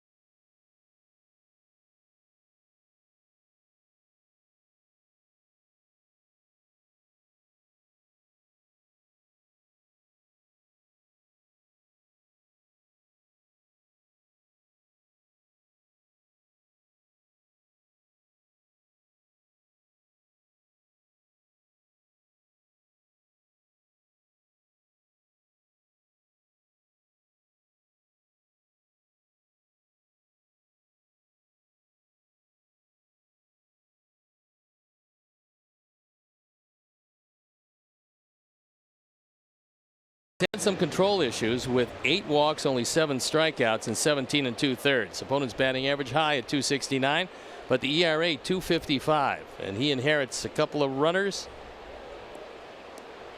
with 2 outs. And there is that, let's call it an 80% moon. It's the technical term for him. Yeah. Softball to Sanchez. And into center field it goes. Not the best start for Warwick softball. Tilson to third, Moncada to second. That was called the daylight pickoff, and what Iglesias did was he showed his glove to Saupold. And if you can see the glove, and you see it right there, you see the glove between the base runner and the bag, then you throw. Now the problem is that you can't throw it that wide of the bag. An errant toss, no chance for Iglesias. Both runners move up, and it goes E1. So a good idea, bad execution.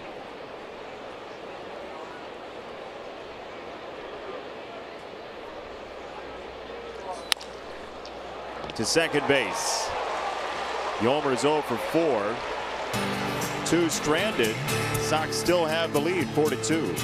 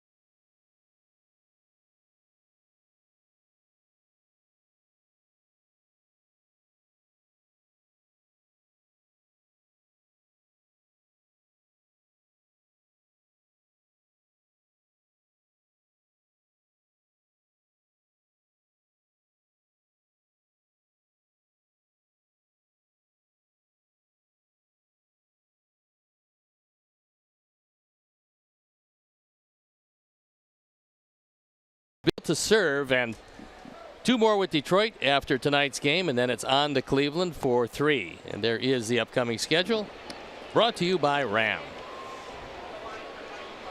Staggered game times in Cleveland with a middle of the afternoon game in the opener, as this ground ball goes to Moncada behind the bag with that good arm for out number 1. Jones with very good speed, but no match for the arm of Moncada. That was a good display of what Yohan's arm can do. Well, he crosses over to the third base side of second, then plants the back foot, gets it across, and gets Jones by a step. The shooter McGavin from Yohan Moncada.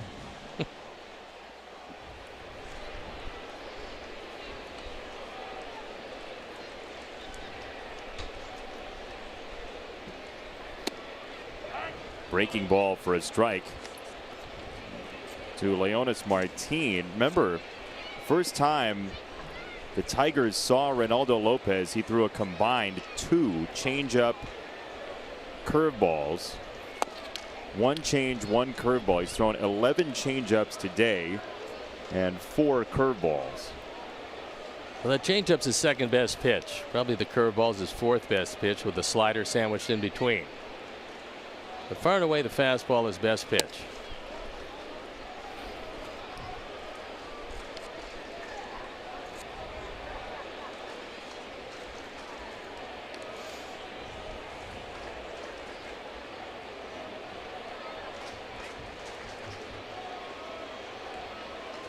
2-1. Upstairs with heat at 95, 2-2. And here is Reynaldo Lopez with the best average against in Major League Baseball, third time through the order, 111, and this being the third time through the order for the Tigers starting right now. Barrios second, then Maeda, Sale, and Smith.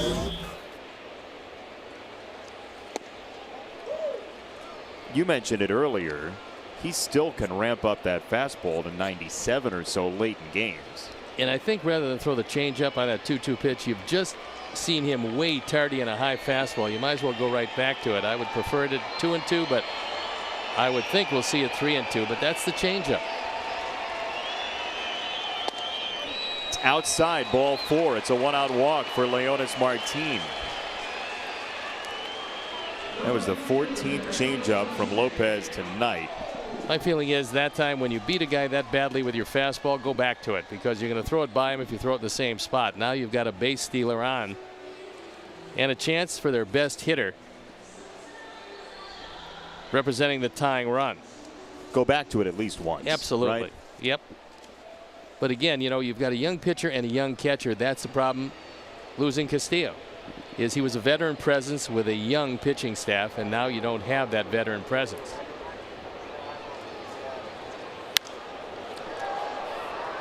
Because Gonzalez, who's the backup now, hasn't had even a day of major league experience, despite the fact that Sox got him from Houston in 2016. He is yet to make his debut in the major leagues. Biggest loss dropping Castillo off the roster with the suspension. Is it pitch sequencing, pitch calling? Absolutely. Yep. If you have a young pitcher, you'd like a veteran catcher.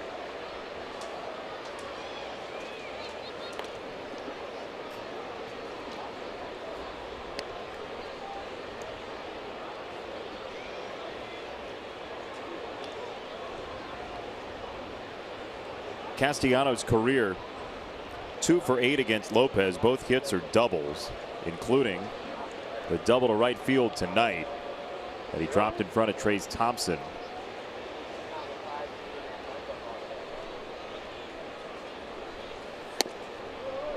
.95 to the edge. That was the third pitch in the sequence, because he shook off the first 2 to get to the outside fastball and threaded the needle right there. A high fastball would be a good pitch here. Throw it above his hands, and Castellanos, he might lay off it, but he's not going to catch up to it.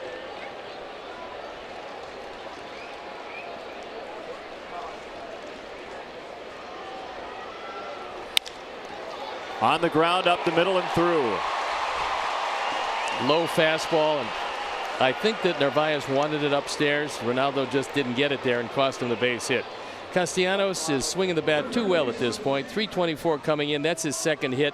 Knee-high fastball, and that's what Nick has made a living on. He goes down and gets it with that uppercut swing and takes it right back through the middle. So now some real problems here in the 6th inning. That had to have been a missed spot. It was. You saw that Castellanos wanted the high fastball and just didn't get it there. So 2 on, 1 out for Candelario.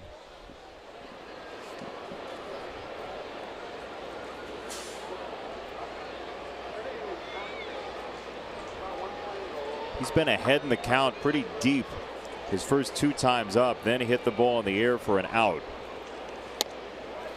Changeup, strike 1.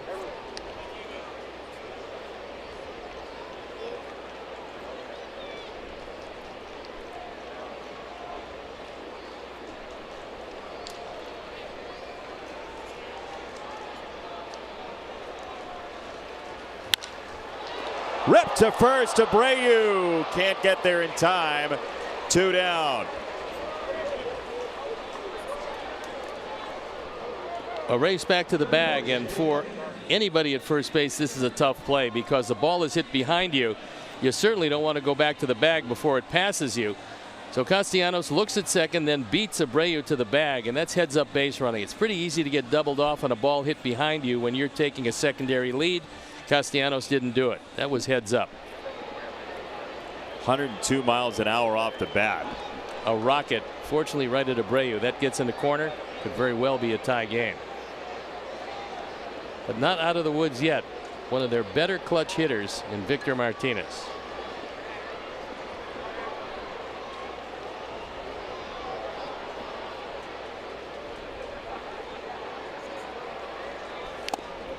Tipped into the glove. 0-1. The Tigers came into this game with the best batting average on balls in the strike zone in Major League Baseball as a team. They're .304 coming into tonight on pitches in the zone. They're third worst in pitches out of the zone as a group. And you've seen a lot of contact so far tonight, with Lopez's control being pretty good.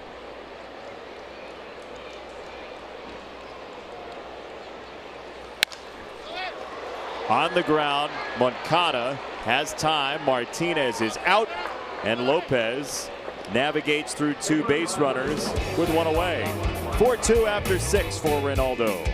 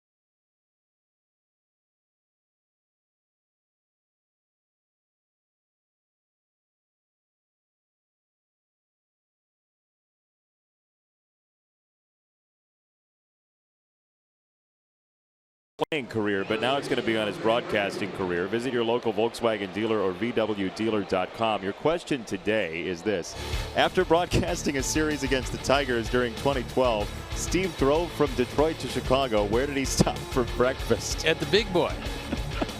It's right out of town. It was outstanding. I would like to say Vic and Ethel's, but I don't know where that is. Certainly not Egghead. But it was the Big Boy. Boy, do I love their fish sandwiches. And you can get Bob's Big Boy, Shoney's Big Boy, Frisch's Big Boy, Manner's Big Boy. Depends on who has a franchise. But it was definitely a Big Boy. Never forget those. So why? Joe Grube wrote that question. Yes, I was with him. Right, I know. Why did you drive? There's a team plane. Oh, well, driving at that point, I was getting paid by the mile. It was a small contract. You just decided to hop on the road instead of taking the plane? Yeah, I figured it was much better, what with the traffic coming in from O'Hare and all. Or did you have the game off because it was a national telecast and you decided to go home? That could very well be, too. I have no idea, actually. It's a Big Boy that stood out, not the reason why I drove. If everybody could see your eyes light up one of my the way favorite they did places when Big Boy popped up on the yes, screen. Indeed. 2 balls and a strike on Abreu. Up the middle, second base, and Goodrum. We're out number 1. All right, let's check and see if Steve's right. Where'd you have breakfast that day? Correct answer is yes, Big Boy. There he is. And look at that logo. You gotta love it, don't you? The Big Boy.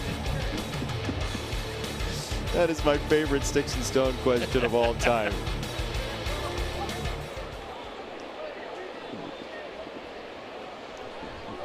One down for Daniel Polka. You didn't have a fish sandwich for breakfast that day, did you? I might have, because I remember a fairly scraggly buffet for breakfast. Wow.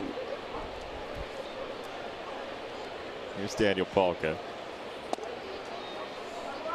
Sox scored 2 in the first, 1 in the fourth, and then 1 more in the fifth tonight to lead 4-2.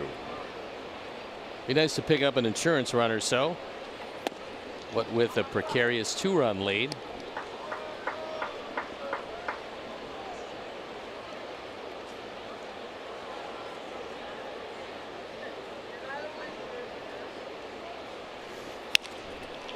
Cute foul, 2-2. A lot of the bats are cupped at the end, and so on a ball squibbed off the end, a lot of times you just splinter it, and Polka was looking at that area that is cupped. You do that to get as much mass in the head of the bat as you can without the weight. Iglesias tried to create his own hop, and instead he created a mess. Well, you had a choice. You could wait back for the long hop or come in a little closer and smother it. He was really in between everything. It goes E6, and here he is. Instead of coming hard and charging, he took it on the in-between hop, and it's on those hops that errors are charged to very good defenders. Iglesias is one of those. Rarely do you see him that indecisive on a ball. Well, that's only his 3rd error of the year, and again, he had 2 choices and he chose neither. Quite obviously couldn't get to it or play it on the long hop, even though Polka doesn't have great speed. He's got decent speed for a big man. Curveball just low, ball 1 to Tim, who's driven in 2 this evening. And I yearn for the Ford drive. I would think it's coming up after the next pitch, but that's me.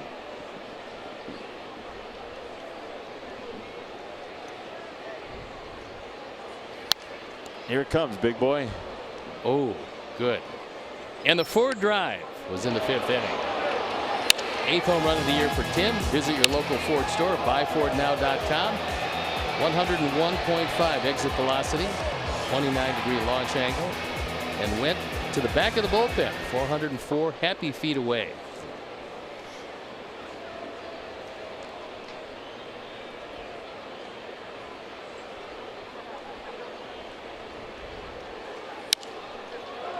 In the air, right-hand side, and foul. A lot of room here in foul territory. Not quite like Oakland, but still. For some of the parks around, there's as much room here as most of them, and more than most. This one off the end of the bat. And Tim is protecting that thumb. You see the batting donut that he has. It's real easy to get a bone bruise. And because there's so very little circulation in that area, it's tough to heal. Once you get one, it stays with you quite a long time, and you can tell by the vibration and the facial expression that it's still singing to him right now as he tries to work it out. That's going to be here for a bit.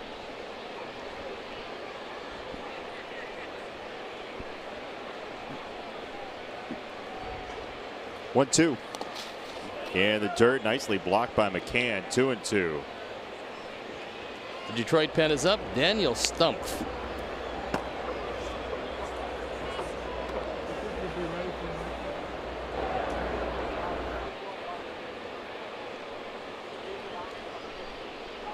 Daniel's been a very busy man leading the team in appearances, but they have not been all that effective for him. He's the only lefty out there in the bullpen for Detroit. Consequently, gets plenty of work. Stumpf and Jimenez tied at 26 appearances apiece for the team lead. The idea of that batting donut on Tim's hand is what? Getting between the bat and his thumb so you can take some of the vibration off when you don't hit it right on the screws. Right side, base hit. Polka to second. 2 on, 1 out for the Sox in this 7th. 3-hit night for Tim Anderson.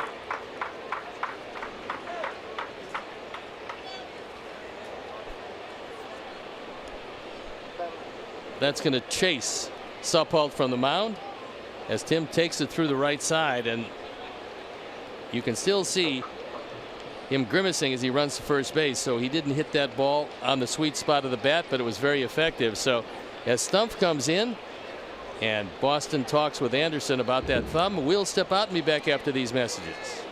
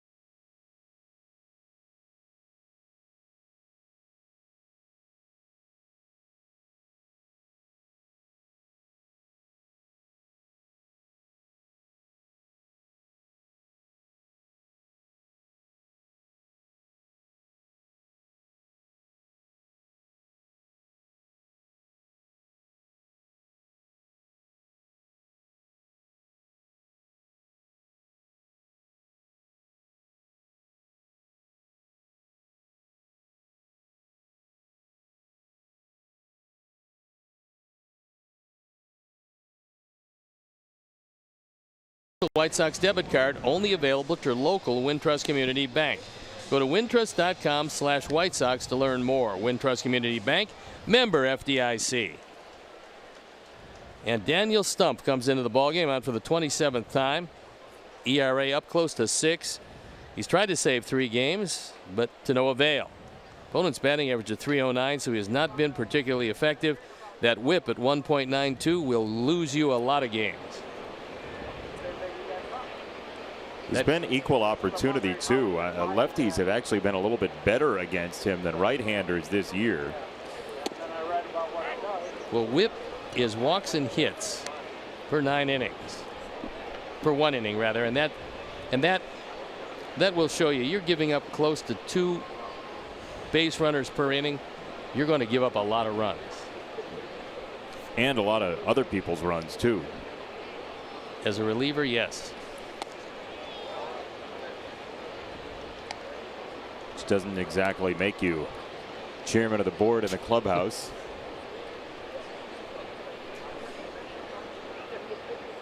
Well, as the only lefty, though, he's still going to get a whole lot of work. Oh, yeah. 1-1. Called a strike. That is one of the rare misses tonight from Mark Carlson, who's had a very nice night behind the plate. And Omar looked back and had a word with him. I'm sure Mark realizes that ball was off the plate.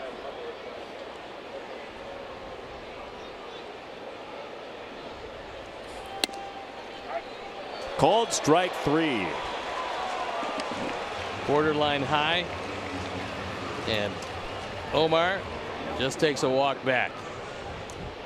A couple of pitches could have gone the other way. McCann does a nice job of just closing his glove downward, making it appear that it was lower than it really was. So that was bought by James McCann. 2 down, Adam Engel. Polka at second, Anderson at first.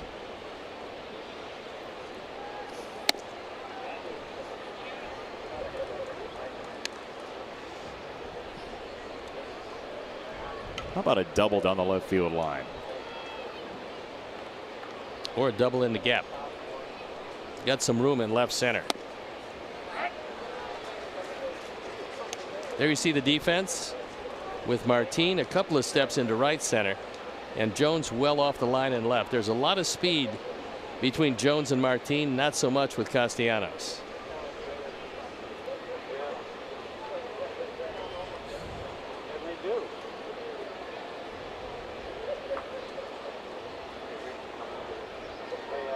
One ball, one strike.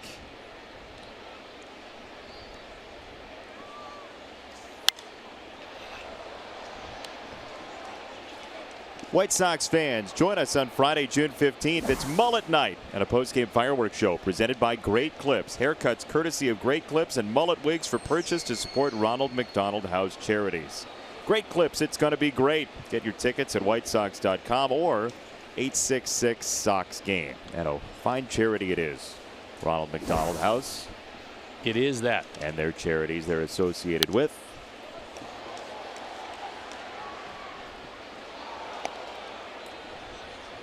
Providing lodging for the folks when their children are sick and they can't really afford to go to some of the major hotels in the downtown areas around this country. And folks at McDonald's, through their Ronald McDonald House charities, make sure that they can come see their children. And that's just a wonderful thing. And they are beautiful places. I mean, if you go tour one, each one is just a wonderful, joyous place to stay. It's one of the great things being done philanthropically in our country and in our city in Chicago. There are a couple of them. And what's great, because it couldn't be a more stressful situation for the parents, so you want to make it as comfortable as possible while they're there. 1-2. Engel pops it up. Stump with the call. That's a Stump speech as he screams for the baseball. Bottom 7 next.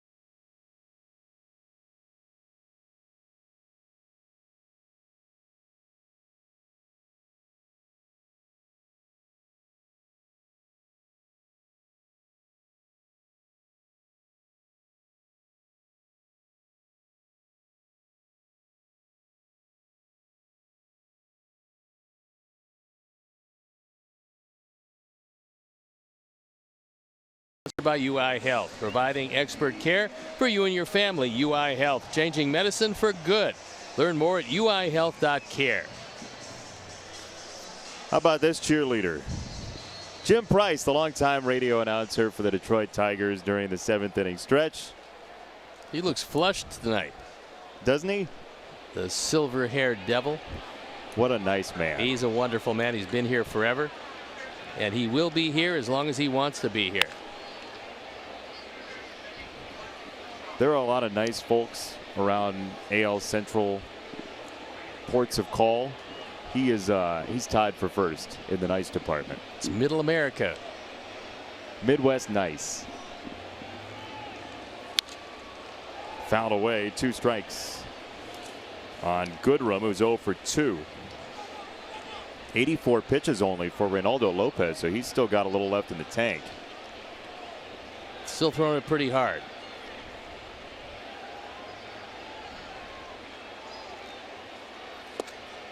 Swing and a miss, strike 3. Snapped off a breaking ball for his 3rd strikeout.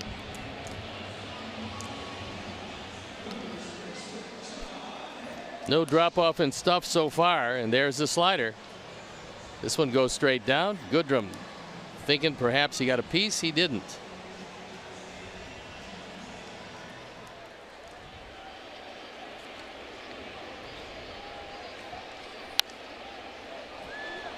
John Hicks, who comes to the Tigers from the very highly thought of Virginia Cavaliers program.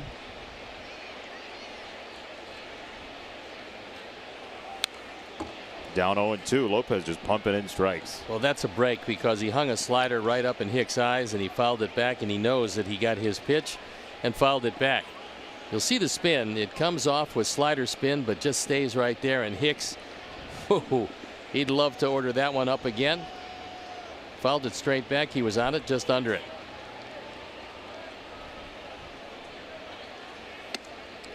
John Hicks, who's playing first. You mentioned he's one of the catchers on this roster. He actually made his major league debut at 3rd base, but he only showed up with a catcher's glove. Didn't have a fielder's glove, so he had to borrow somebody else's. That makes 3rd base play very difficult. Tough enough anyway, but with a catcher's glove, it's even tougher.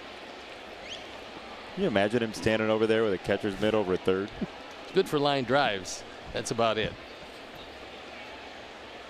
2-2. 94 and up.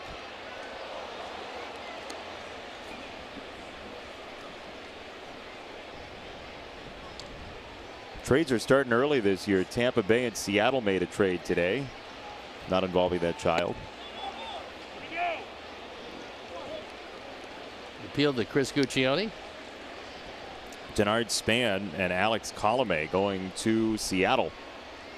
And a couple of minor league prospects going back with some money to defray the costs. 1 out walk for Hicks. Streaks were made to be broken. Make history and win $5.6 million. Download Beat the Streak today in the App Store or on MLB.com/BTS.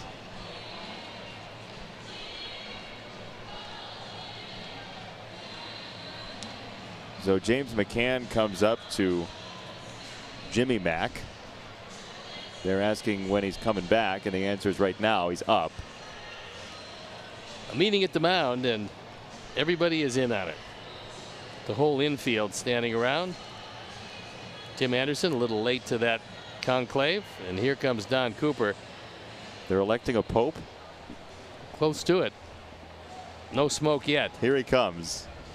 And Don Cooper comes out. They're trying to kill some time to get the pen loosened up and ready to go. And with all of the players meeting out there and then Don Cooper, you'd expect Mark Carlson to come on out, which he's doing right now to break it up. Rondon, the former Tiger, against his former mates, and when he pitched against his former ball club, he was electric. And that's as good a stuff as he might have ever had the last time he saw the Tigers. Slider City. Yep, it was a good one.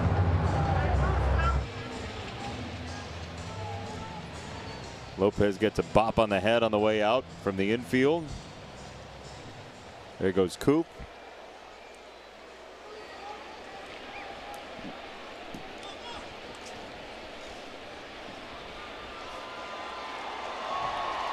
James McCann, one out, one on. Double play like last time would be nice.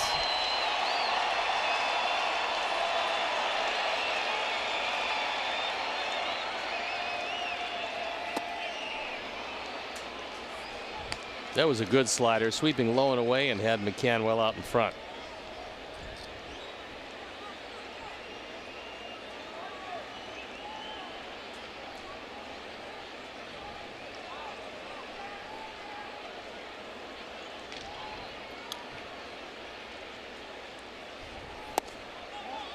Just missed low at 96. 1 ball, 1 strike.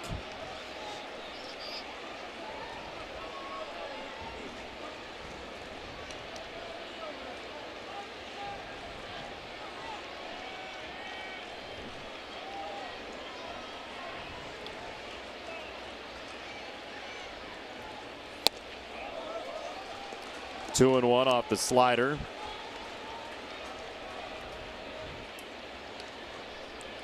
Where's your best place to get yourself a double play here?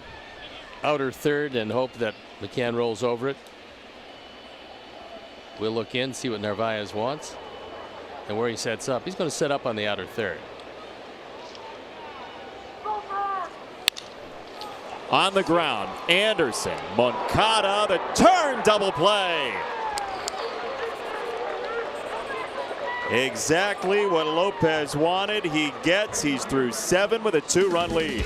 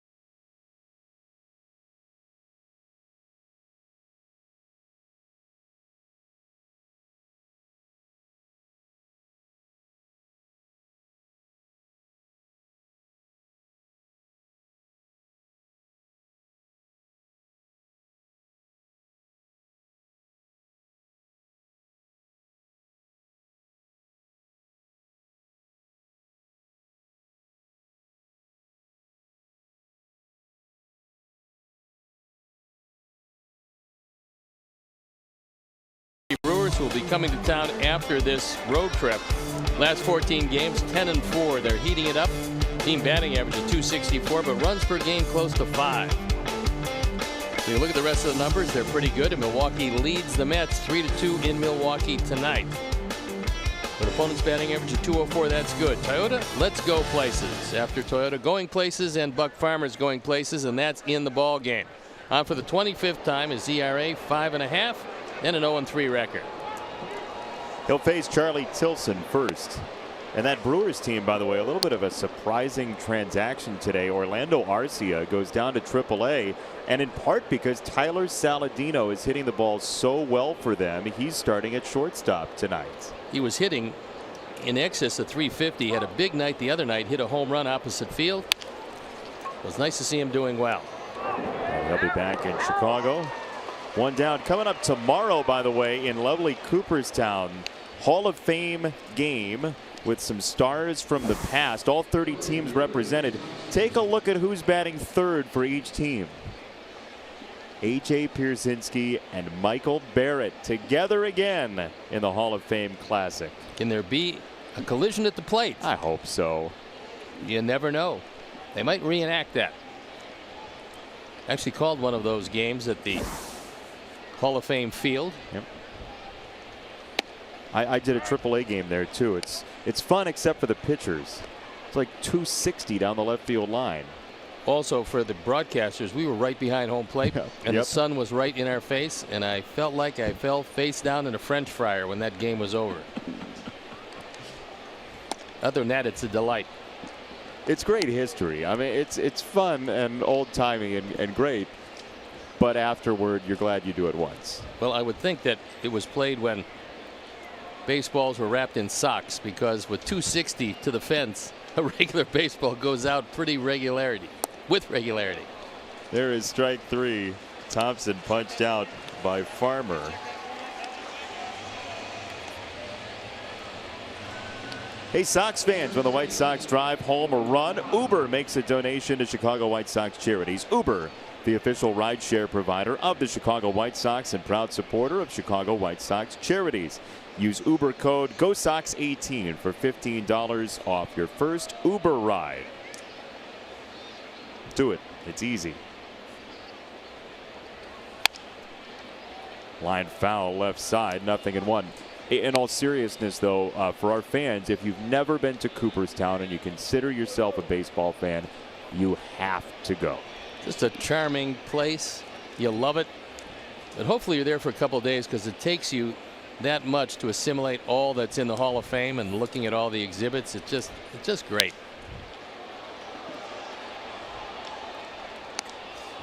Beautiful, sleepy town that just lives for baseball.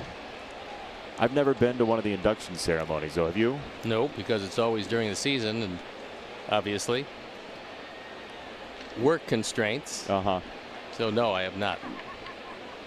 We should go sometime. Are you saying that we won't be working? Well, if there's then an we off should day. go? Hypothetically, if there was an off day. Yes, right. There never is, but okay. One of these days, there's going to be an off day.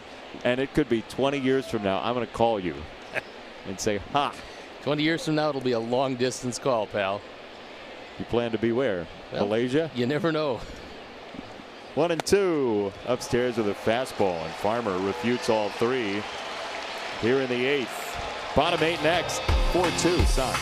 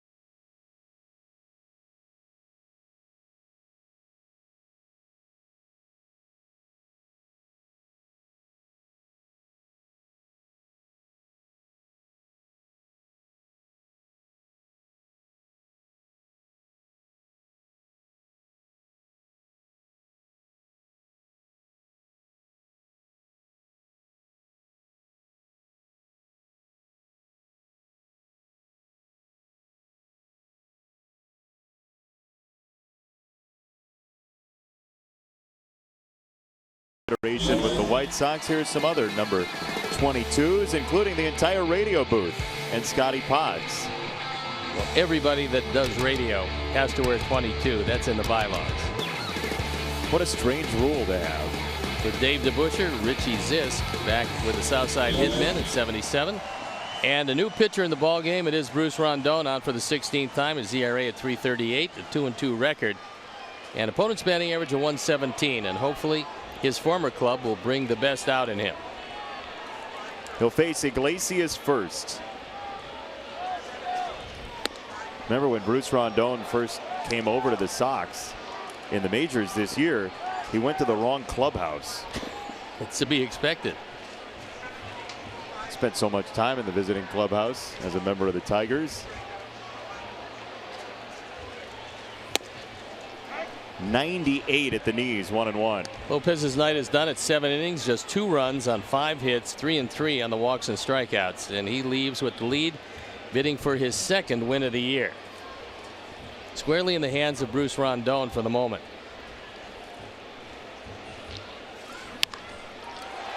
Fair ball down the line. Iglesias motors for 2nd. And he's in with a stand-up leadoff double. That was a slider that was over the middle of the plate but down, and Iglesias took it down the line. Yomer well off the line, not thinking that Iglesias is going to pull the ball that drastically, but pull it he did on the off-speed pitch.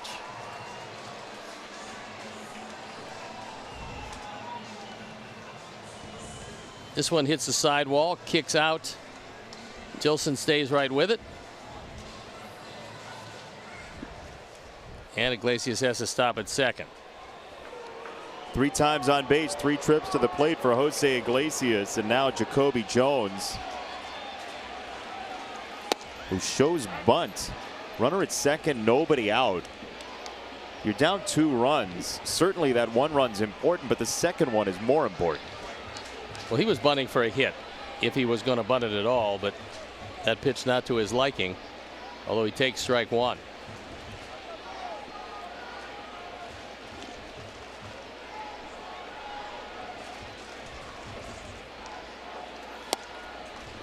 Called strike 2. Jones face to face with Carlson, the plate umpire. Probably not the best thing to do, especially when you're a young player, is walk up on an umpire like that because you don't like the call. Both of these had the strike zone, the lower part certainly, but the strike zone nonetheless. Actually kind of surprised he stayed in the game after that. Strike 3 up high with a fastball at 99. 1 down. After 2 low pitches, Bruce changes the eye angle and throws that high fastball by him.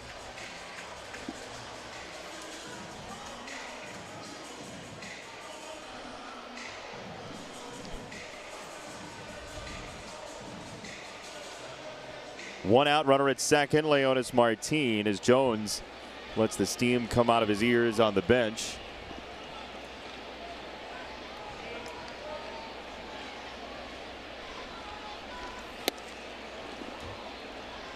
That was a straight change. He doesn't throw that too much, but that time he threw it effectively.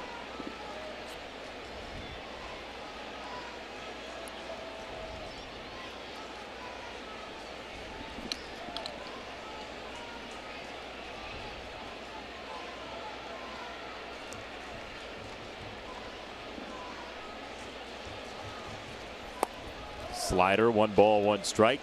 Martin was not exactly in a hurry to get out of the way of that pitch.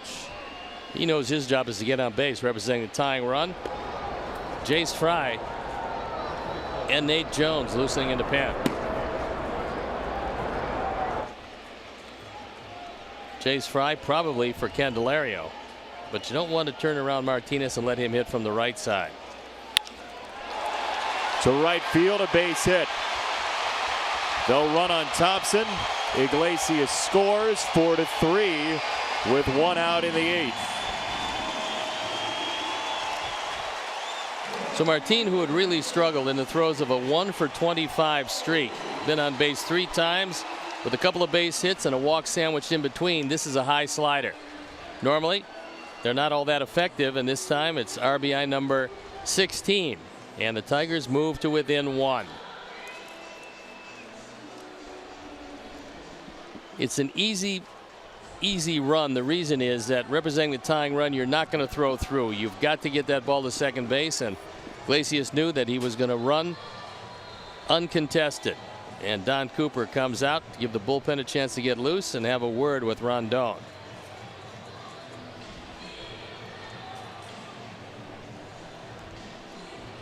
Great look for Yolmer, by the way, with the eye black under the green specs. One final word from the infield. Rondon says, I got this. He'll face Castellanos, who's 2 for 3 in the game. Face Castellanos, and he will not face Candelario.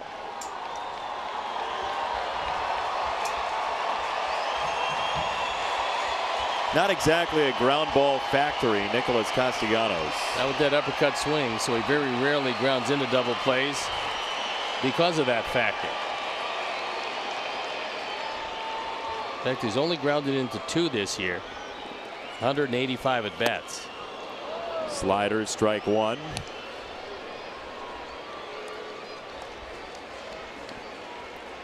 $12 all of last season in 157 games.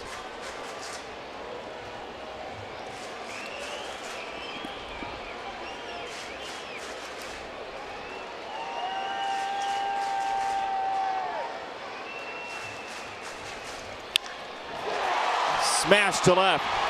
Past Tilson all the way to the wall. Martin on his way. Throw to the plate is high. Save. Omar. He thought he got him in the back. Got him. He thought he got him in the back, and I think they're going to take another look at this. We'll see if he was just trying to sell it or if he did get him. Right now it's 4-4.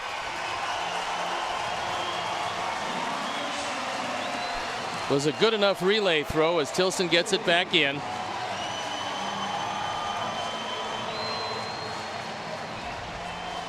Ooh, I think he got him. He looked right away into the dugout to alert Ricky to take another look at it.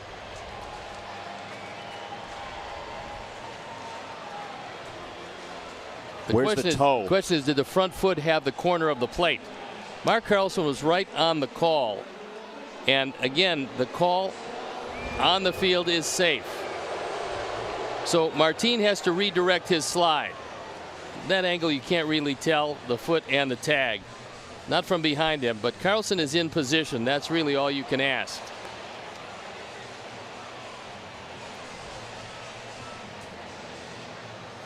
Depends on where the toe is at the plate. Watch his toe and watch the tag. Does the toe touch the side of the plate? There it looks like he's safe.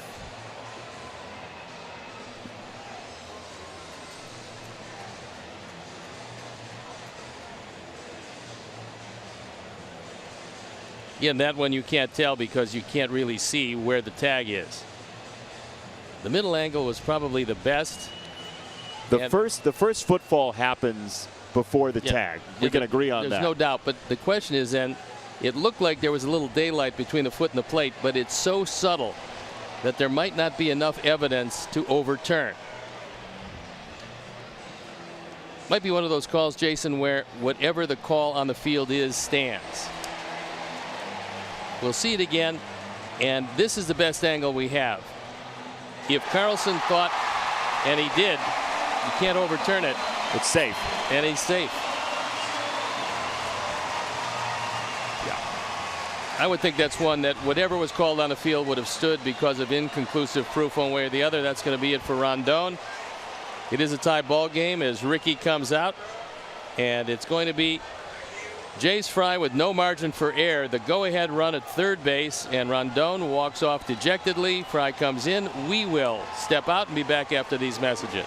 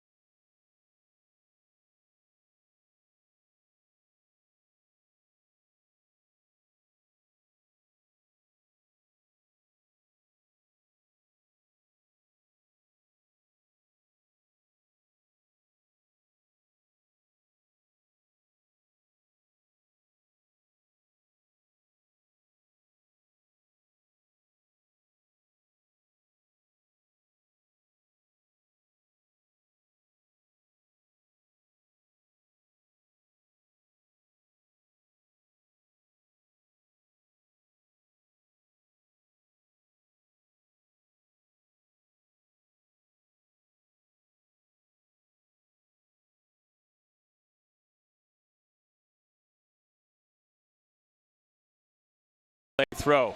Tim Anderson should have gotten this ball, but he gets airmailed in the 2 cutoff man system. That part of it's good. It's right to the glove hand side and then the throw. But Anderson has a stronger arm than Moncada. And that allowed Martin maybe that extra step. If it goes to Anderson on the glove hand side, he's able to gun him down because most shortstop have much stronger arm than second baseman. It didn't work out that way as Jace Fry comes in. And Candelario turns around to hit from the right side. On for the 9th time. He is yet to give up an earned run. First pitch, breaking ball, a strike. Candelario has an OPS 200 points worse. That's on base plus slugging. 200 points worse from this side as compared to the left-hand side. And he pops the 0-1 up. Abreu has to go over the shoulder and he can't make the catch. The Tigers take the lead. Infield in. Jose had a ways to go, and it's 5-4. That ball drifted away from Jose as he went back, and with the infield in, it becomes a difficult play. That fastball in on his hands. Candelario with a base hit. The ball is drifting to the outfield side, and Jose turning around cannot get to it. Castellanos with a good piece of base running. No reason to tag up on that one, so he comes down a third of the way and then scores easily.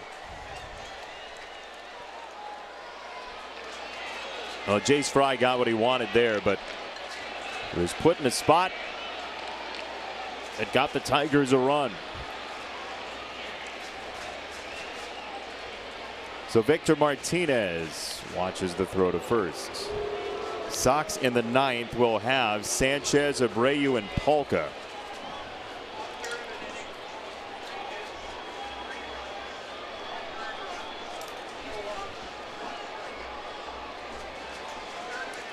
So Rondon charged with all 3 of the runs in this inning.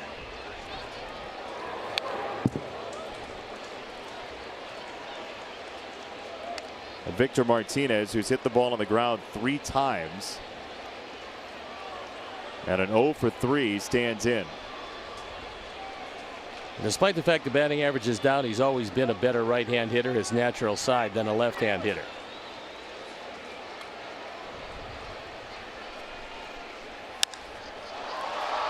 High in the sky. Trace Thompson for out number 2.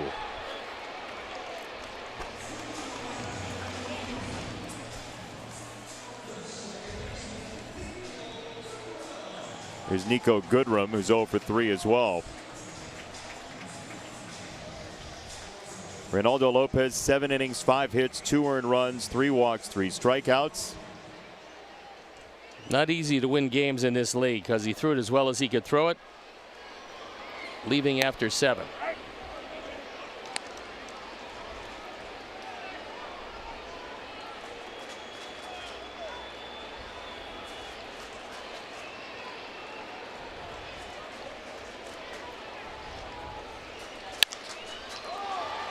Anderson at short. Moncada the catch, and the inning's over, but the Tigers take the lead. Their first of the game and maybe their last at bat. We'll see if it is. 5-4 Tigers to the 9th.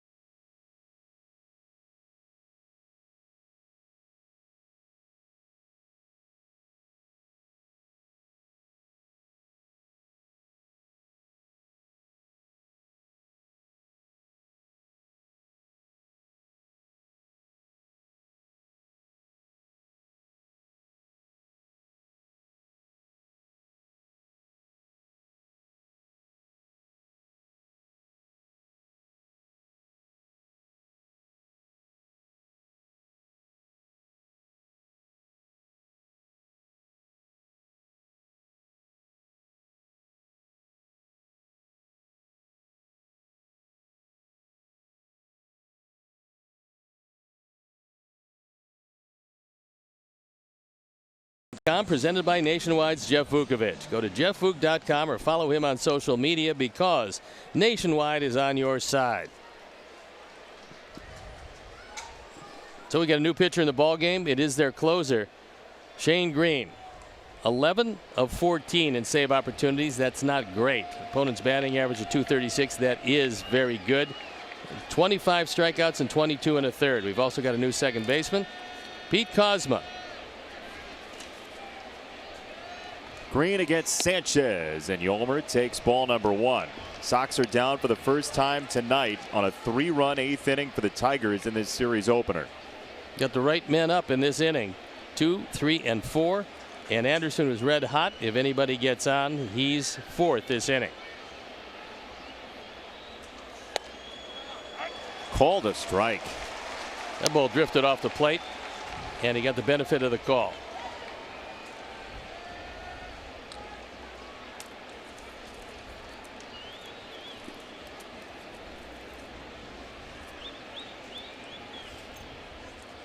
One.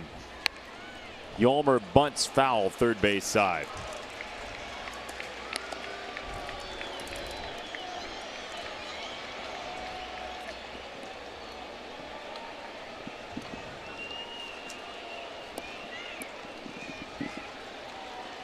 Ron Garden hires team, trying to get win number 22.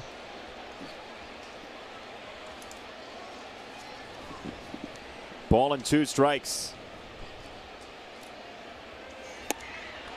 Up and out, 2-2. Now McCann's trying to buy a third strike wherever he can find it. He's done a decent job for a guy that is not known as one of the better framers around. He has bought a few strikes tonight.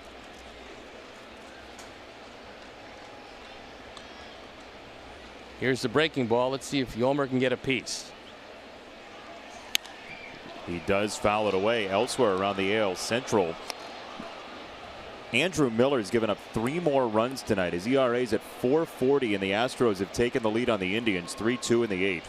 I think one of the big reasons might be overuse for a guy that's thrown multiple innings on many occasions in years past. It's finally taken its toll on a guy that was dominant, and he's been on the disabled list once and not near as effective as he usually is. So could very well be that instead of using him for that 1 inning or situational left-hander, those multiple inning appearances over the last few years finally have taken a toll.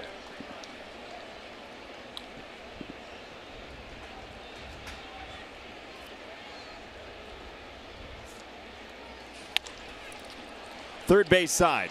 Candelario at the line. Yolmer's safe. Ball gets away off the tarp, but not far enough. It's an infield single for Sanchez. Leadoff man aboard, down a run. The foot slipped on the throw as he goes to plant. He's on the dirt part, and when it does slip, he tries to get as much as he can on it, and he can't. So the big responsibility for John Hicks on that play was to make sure the ball didn't get by, and he did. Again, he's not an everyday first baseman, so for him, although he makes a great effort down there, sometimes it can be a mystery. It's up to Jose Abreu. Polka next, then Anderson. Tying run at first base. Strike 1 at 89 to the corner. That's been the best pitch by Green over the course of his career. He was a starter at times, but that hard slider will yield a lot of ground balls to the left side. Candelario right on the line at third. There's a gaping hole between Iglesias and Candelario on the left side. 0-2. That one almost got Polka in the on deck circle.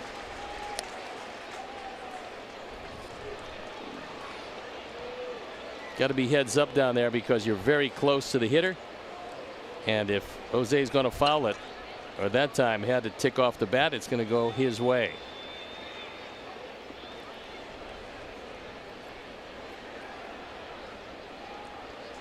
Green to Abreu, 0-2.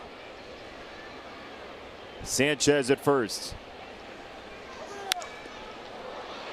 In the air, foul ground, first base side, and on one hop to the net. There is a lot of room, but there was a long way to go for Castellanos, who was protecting the alley in right center field.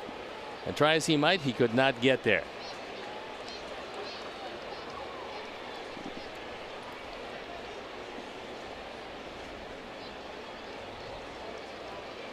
Big time at bat for Jose Abreu, who has 2 hits again tonight.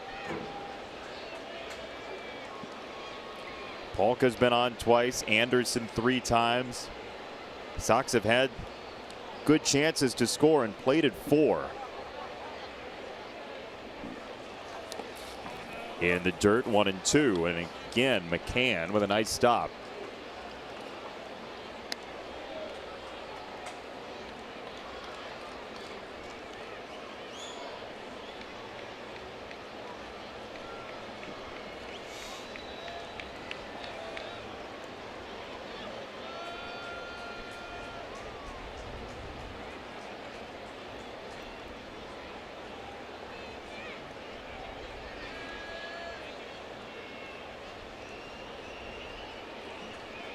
Sanchez at first, 1-2.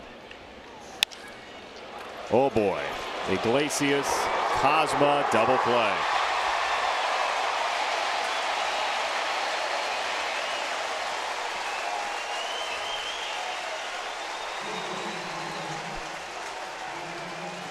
This one hit right at Iglesias, and then it's pretty easy. A routine 6-4-3 and 1 out to go in this one. Sox led from Jump Street tonight. 3 batters in. It was 1-0 Sox. 5 batters in. It was 2-0. Then 1 in the 4th.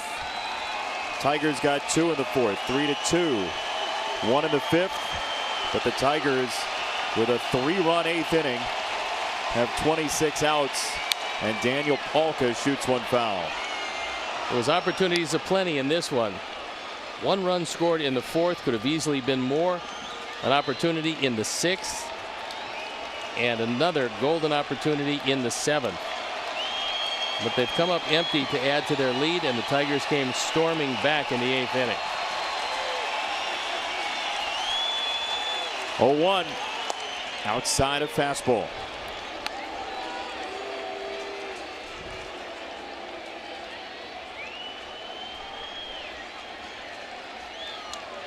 Daniel Polka, 5th inning, his lone hit.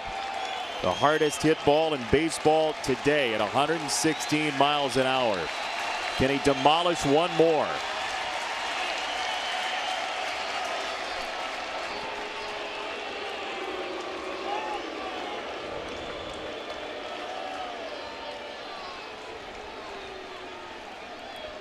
Well, normally they'll tell you in situations like this where a home run can tie you or beat you late, you try to stay away from the hitter because you want to force him to go opposite way. But Daniel has big power to left center field.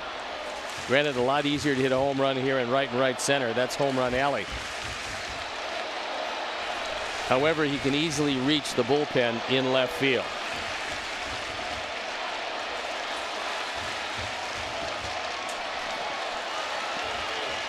Shane Green and his admirers. 1-1. Outside, 2-1. McCann makes everything look close.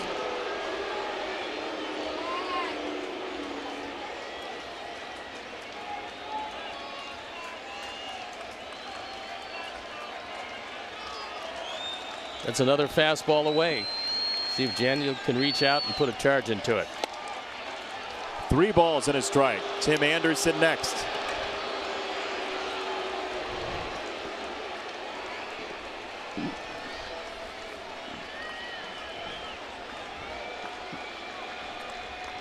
Three-hit night for Tim. 3-1. 3-2. He missed his spot but got the strike. McCann wanted it low and away. That one went low and in with a little cut on it. They stand in Detroit. 3-2.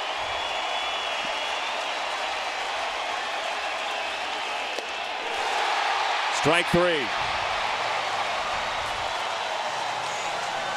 was a game of squandered opportunities. There's a Sox fan mighty disappointed. Sox had the lead late, only to see it slip away.